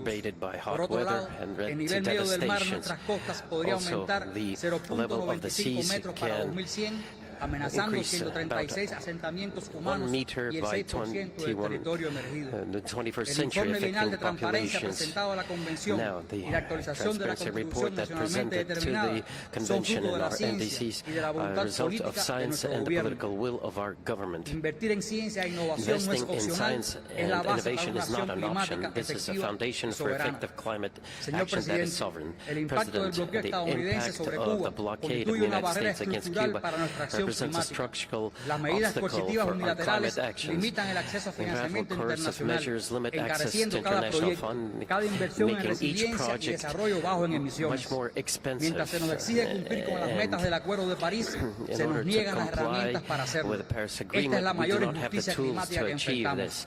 La This is the COP30 ya ha major alcanzado un obstacle to resultado climate justice esencial, that we mostrar que face. el We multilateralismo have es to viable show that y la única forma multilateralism coherente is de lidiar con el viable, cambio and climático. it is the only way to Estamos deal with climate exigiendo change. justicia We y el urge cumplimiento de los justice compromisos de and los países compliance desarrollados with sustentados en sus commitments taken by responsabilidades developed históricas y countries las aligned obligaciones with their historic contraídas bajo la responsibilities Convención and y el Acuerdo de obligations París. under the Cuba Convention and the está Paris haciendo su Agreement. parte.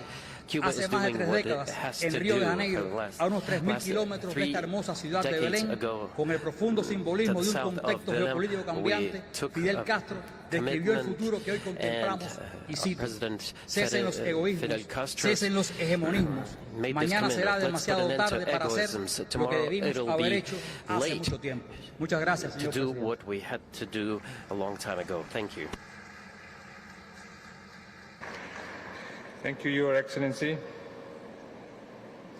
It is my pleasure to welcome His Excellency Mr. Mike Elton Mafosha, Minister of Green Economy and Environment of Zambia. Your Excellency, you have the floor. Thank you. I wish to appreciate the COP30 presidents, Your Excellencies. I am deeply honored to speak on behalf of the people of Zambia at this very important conference. As we gather here in the final week of COP30, I wish to remind ourselves that for the least developed countries, including Zambia, climate change is no longer a threat, but our lived reality on a daily basis. We grapple with its multiple impacts every day.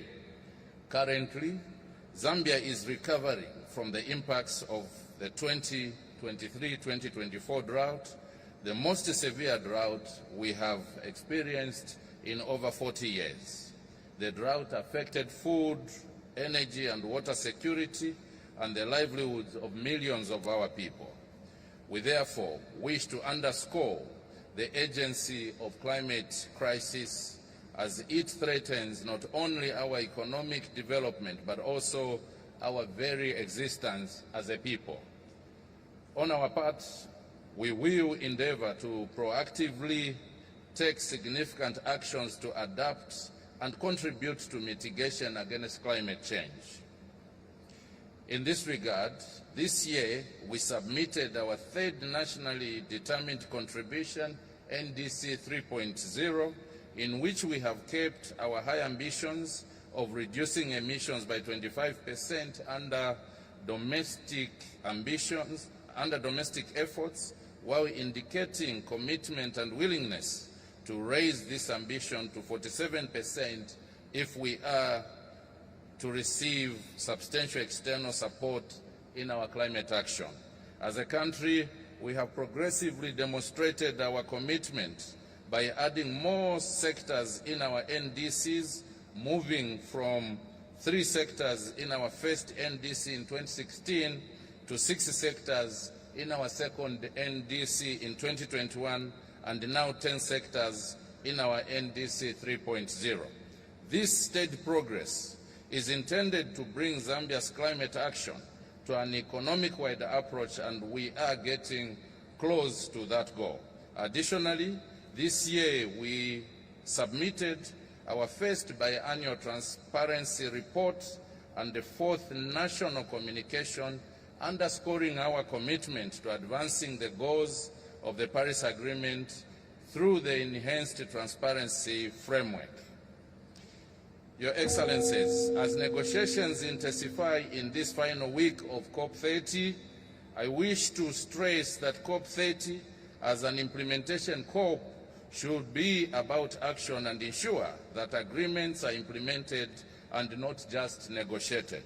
COP30 should be an essential platform to forge common solutions to the challenge of climate change.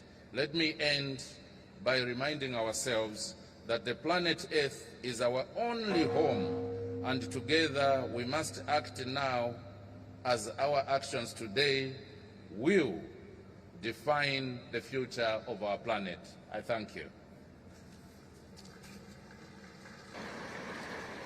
Thank you, Your Excellency. It is my pleasure to welcome Her Excellency Ms. Diana Anda Luzaianu, Minister of Environment, Waters and Forests of Romania. Your Excellency, you have the floor. I sat on the roof of the house all night, looking at the neighbors, thinking whether or not the water will swallow us all. These are the words of Raluca, a victim of this year's floods in northern Romania, who managed to survive by climbing on the roof of her mother's house.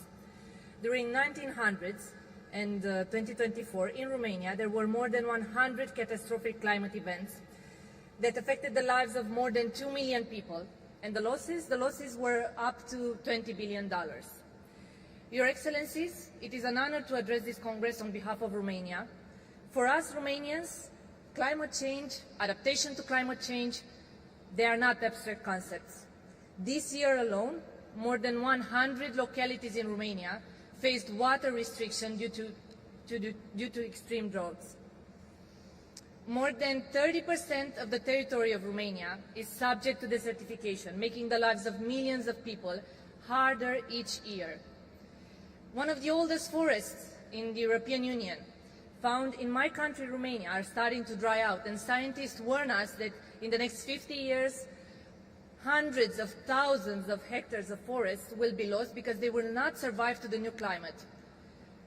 So the message is clear. We must step up. These are not the realities that should be our future. There should not be a question whether or not we act in order to keep the temperature rise below 1.5 Celsius degrees. The only question that we should ask ourselves is how will we deliver the results that the next generations depend upon.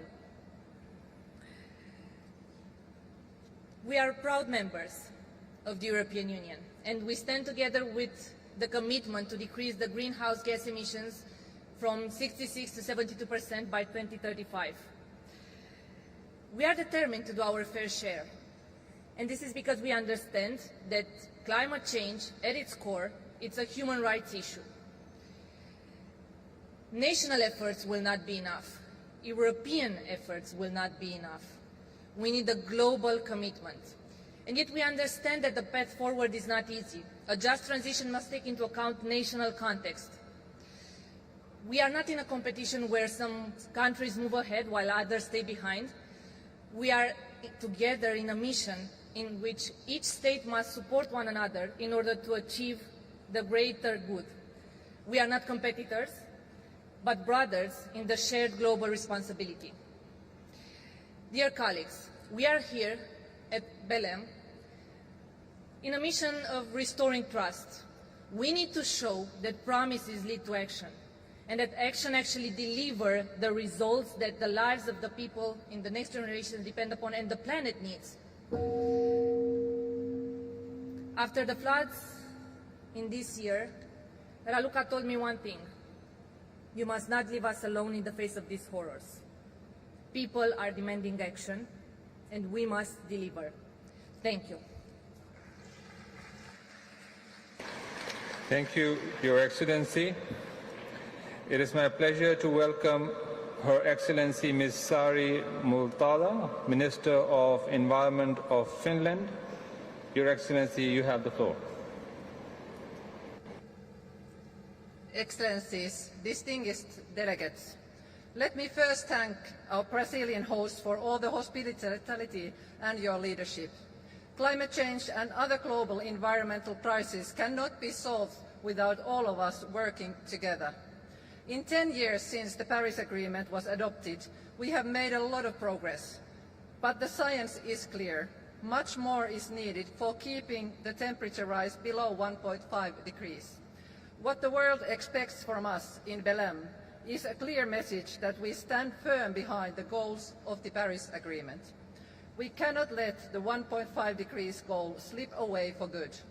Every fragment of a degree matters. Every action and every actor matters.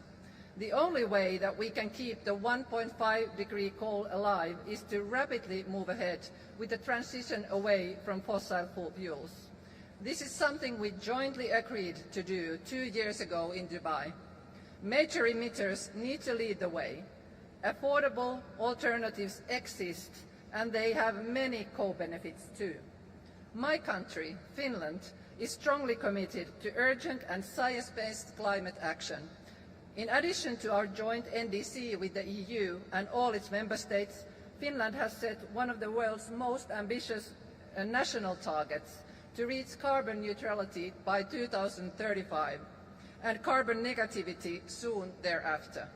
Our path towards a carbon neutral economy is based on 3 pillars: rapid emission reductions, strengthening carbon sinks, and investing in innovation. Clean energy transition is actually Finland's success story. The Finnish power sector is almost carbon-free, as the renewables and nuclear power constitute almost already 95% of the total electricity production. Clean energy solutions have also helped us to break away from Russian fossil energy imports, create sustainable growth and well-being, and improve our comprehensive security. We cannot succeed without significant investments to research, innovation and clean technology. Finnish companies have expertise in smart and clean solutions, including the fields of energy, mobility, logistics, mining and built environment. Many of these solutions are presented here in Belém in our pavilion. We believe that climate action and growth go hand in hand. Investment for climate is also the growth and prosperity plan for this century. Excellencies, Paris Agreement gave us the global goal on adaptation. Here in Belém, we want to agree on a set of adaptation indicators. These indicators will help us in preparing adaptation plans and in tracking progress in adaptation action and resilience in our countries. I look forward to having these indicators agreed at COP30. Excellencies, it is in these times of uncertainty and accelerating change, we must work together, build trust between the nations and communities, and commit to a shared responsibility for the planet and the people. COP30 must send a clear message that the green transition is here to stay and that fossil fuels have no future. 10 years after Paris, let us make sure Belém will be remembered as a success too. Thank you. Thank you, Your Excellency. It is my pleasure to welcome His Excellency Mr. Jiwo Emmanuel Abdullahi, Minister of Environment and Climate Change of Sierra Leone. Your Excellency, you have the floor. Thank you, Mr. President. COP30 Presidency, Excellencies, distinguished delegates, I bring you greetings from the people and government of Sierra Leone. Allow me to congratulate the government of Brazil and the COP30 Presidency for hosting this important conference in the beautiful city of Belém at the heart of the Amazon, one of the most vital ecosystems on our planet. Excellencies, I'd like to recognize the landmark agreement made 10 years ago in Paris that renewed trust in multilateralism. Over the past 10 years, a lot of progress has been made, but we need to do more. Sierra Leone stands before you today from the front line of a climate crisis that is hitting our people with increasing severity. Floods wipe out homes and livelihoods. Landslides claim lives. Rising seas continue to swallow islands and settlements and erode our coasts. Unpredictable rainfall endangers food security, and extreme heat threatens the health and economic stability of millions.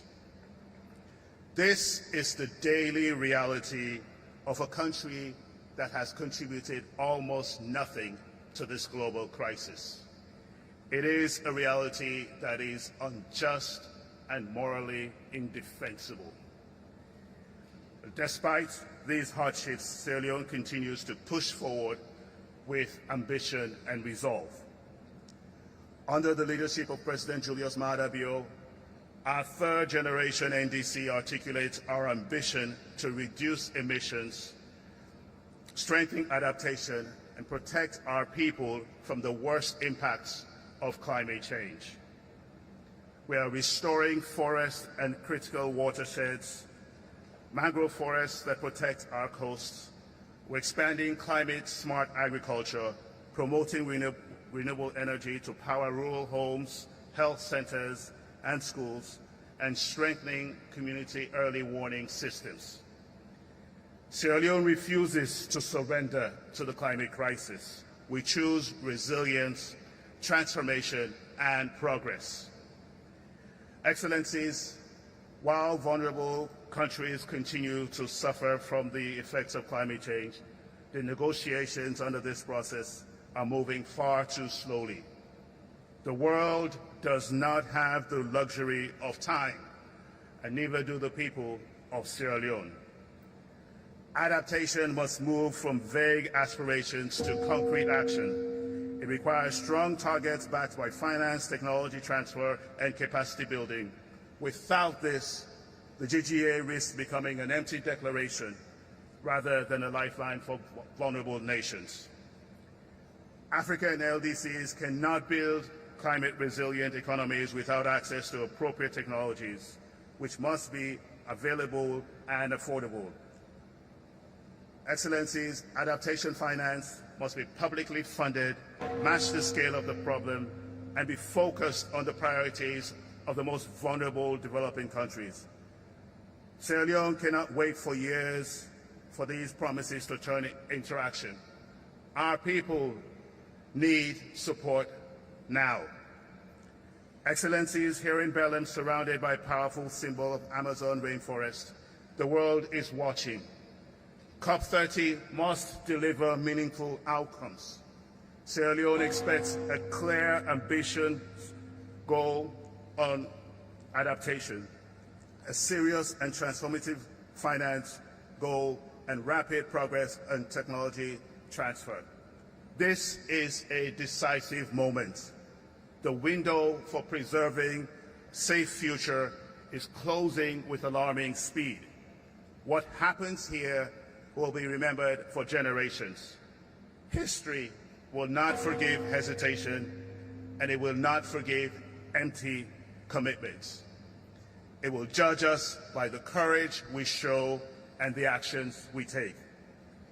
Sierra Leone stands ready to act, but we cannot face this crisis alone. We urge all parties to rise to this moment with honesty, ambition, and solidarity. Let us leave Belém with decisions that deliver hope for our people and protection for our climate. Thank you. Thank you, Your Excellency. It is my pleasure to welcome His Excellency Mr. Habib Abed, Minister of Environment of Tunisia. Your Excellency, you have the floor.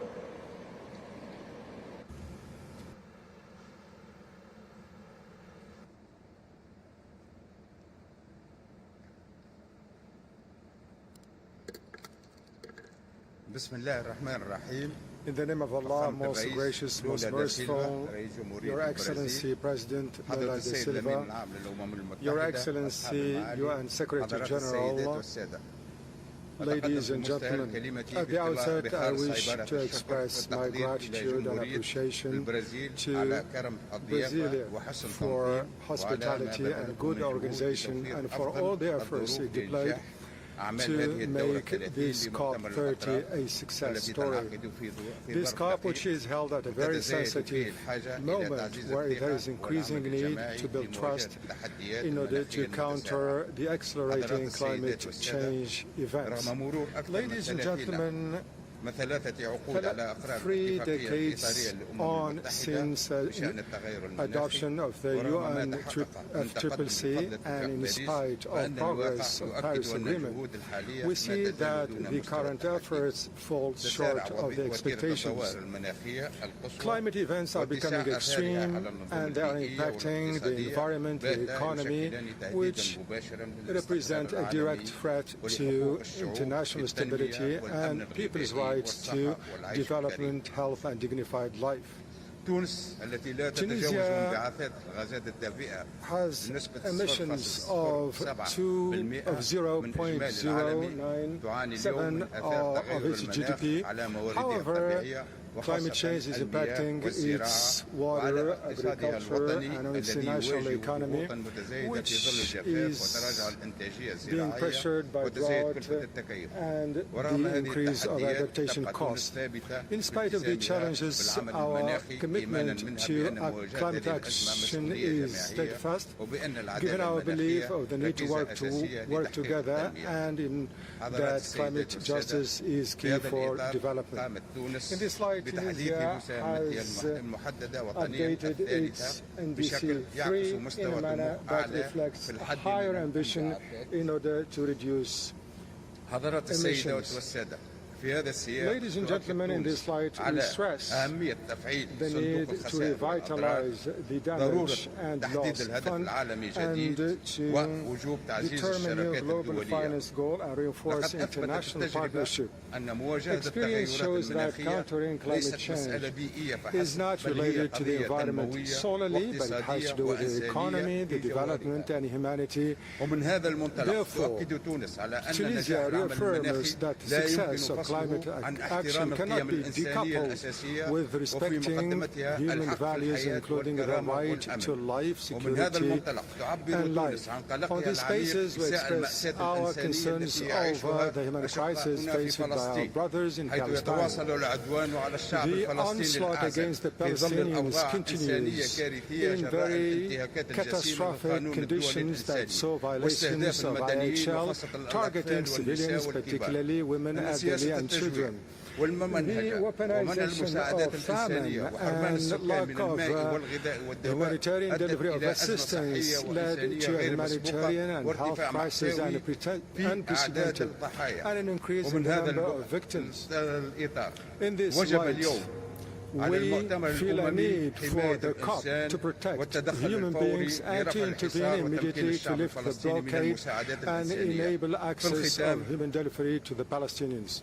In closing, I reiterate my thanks to Brazil for good hospitality, and we express our commitment to continue working in order to implement the Paris Agreement, and thank you very much for listening.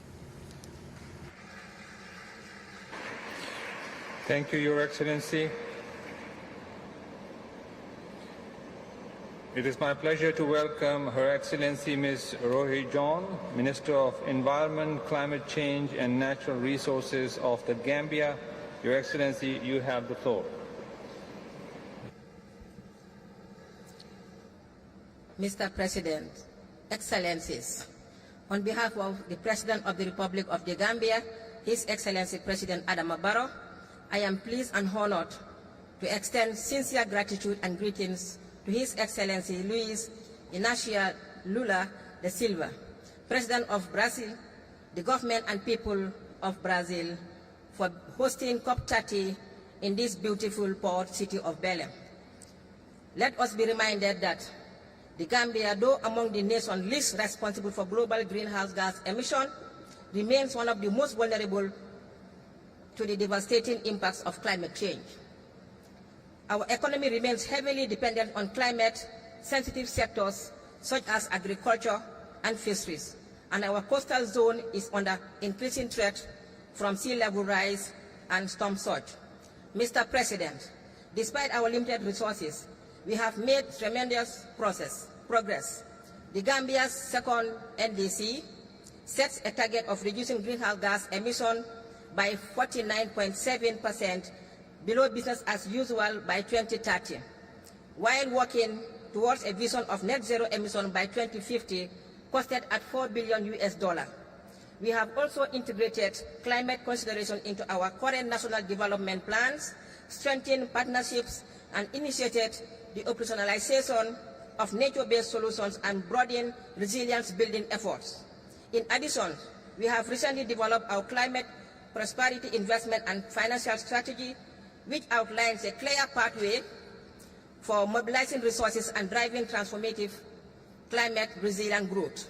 The Gambia underscores the urgency to move beyond theoretical ambitions to practical implementation of NDCs and is working to have a national climate change bill as an act now that will provide stronger legal framework on our climate action.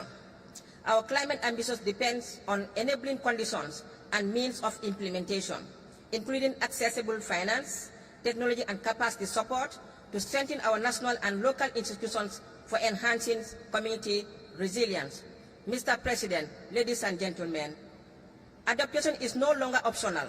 It is an urgent necessity for safeguarding lives, livelihoods, and ecosystems, especially in the world's most climate vulnerable countries. As we conclude UAE Belém Work Programme, the Gambia underscores that delivering the global goal on adaptation requires moving beyond planning to scaling of finance that is predictable and grant-based that enables real implementation on the ground. We urge all parties to constructively decide on adaptation indicators delivered by experts and optionalize their implementation for tracking progress in achieving global goal climate resilience. Let us be clear, without accessible, reliable, and predictable climate finance, building resilience will remain to be mere aspirations. Therefore, the Gambia calls for an inclusion to have a significant increase in adaptation finance, particularly to LDCs and seeds, consistent with Article 9.4 of the Paris Agreement. A substantial and timely contribution to the fund for responding to loss and damage that corresponds to the scale of loss and damage suffered. Only through these actions can adaptation become a pillar of global climate actions and ambition delivered meaningfully resilience outcome for the most vulnerable, which the Gambia also includes. Mr. President, the Gambia considers the recent International Court of Justice advisory opinions aforementioned that restitution, including ecosystem restoration, is a legal obligation, reinforcing the justice dimension of loss and damage. On just transition, equity, and special circumstances of the LDCs and seeds must be at the heart of climate action. We support the elevation of the Just Transition Work Programme as a central pillar of the UNFCCC process. Mr. President, Excellencies, allow me to conclude by stressing that we cannot fail our future. We cannot fail our only planet. We cannot fail our women. We cannot fail our children and our youth, who are the most affected and the least contributors to climate crisis. The Gambia stands ready to work constructively with all parties to deliver an outcome from Belém that is balanced and implementable, noting that finance must be at the heart of the decision pillar.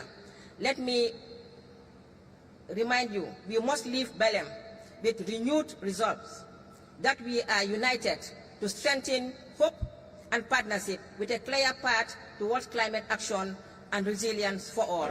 We cannot fail our generations. Thank you. Thank you, Your Excellency.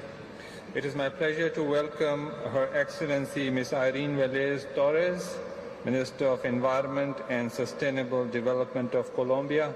Your Excellency, you have the floor.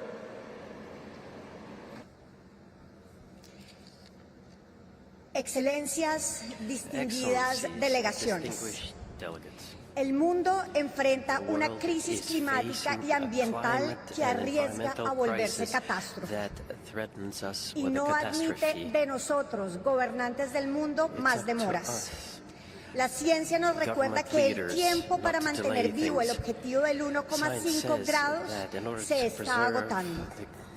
Necesitamos un mandato claro de una hoja de ruta que ordene la eliminación de los combustibles fósiles.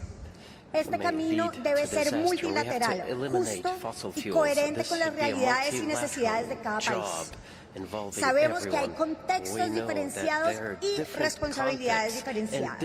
Por ejemplo, entre productores y consumidores, las islas o los países del sur que tenemos una enorme presión y limitación originadas en las enormes deudas externas nacionales. No queremos un compromiso que se limite a sustituciones parciales de energía o a soluciones incompletas ni falsas. Nuestra convicción es que debemos lograr el cero absoluto de emisiones, sustituir las fuentes fósiles de energía y acompañar estos esfuerzos con una transición económica y fiscal urgente en países productores como Colombia. La reestructuración del sistema financiero es urgente y debe priorizar la justicia climática. Estamos convencidas de que la sinergia entre acción climática y protección de la diversidad debe estar en la agenda de la COP30. No habrá equilibrio climático sin la conservación de los bosques existentes o la rehabilitación de las selvas que hemos perdido o deforestado. Proponemos que esta COP adopte una decisión robusta que establezca un espacio sustantivo para discutir la integración entre la conservación de la naturaleza y las acciones climáticas. Finalmente, ninguna acción climática será efectiva sin la participación plena de los pueblos originarios indígenas, campesinos y afrodescendientes. Son ellas las comunidades guardianas históricas de los territorios y la naturaleza. Son nuestras aliadas por la justicia climática y ambiental. Por eso debemos reconocer su conocimiento tradicional como parte de las acciones estratégicas de justicia climática, garantizar su participación plena en la definición de las metas de acción climática, así como un acceso justo y directo al financiamiento climático. Excelencias, avanzar en un mapa du camino, una hoja de ruta o un roadmap para la eliminación de los combustibles fósiles, profundizar las sinergias entre clima y biodiversidad y garantizar la participación en el financiamiento de los pueblos son tres pilares concretos que queremos que esta COP pueda materializar y de esta manera dar una señal inequívoca de coherencia y de responsabilidad para evitar la catástrofe climática que nos amenaza. Es momento de no darle la espalda a las comunidades y a la ciudadanía movilizada también en las calles de Belén. Es momento de aliarnos con los pueblos y sus voces por la justicia climática ya. Como gobiernos debemos estar a la altura de este momento histórico y les invitamos a todos a seguir avanzando por esta justicia climática y ambiental que la historia hoy nos reclama. Muchas gracias.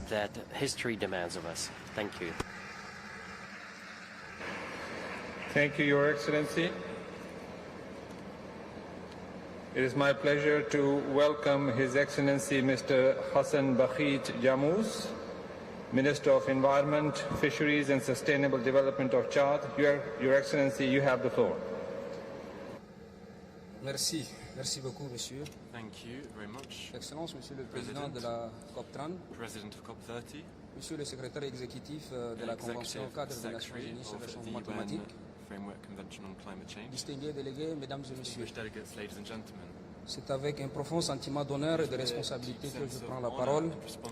Au nom du maréchal du Tchad, Mohamed Idriss Déby Itno, président de la République, chef de l'État du Tchad, pour livrer ce message de vision, d'engagement du Tchad face aux défis climatiques qui menacent notre humanité commune.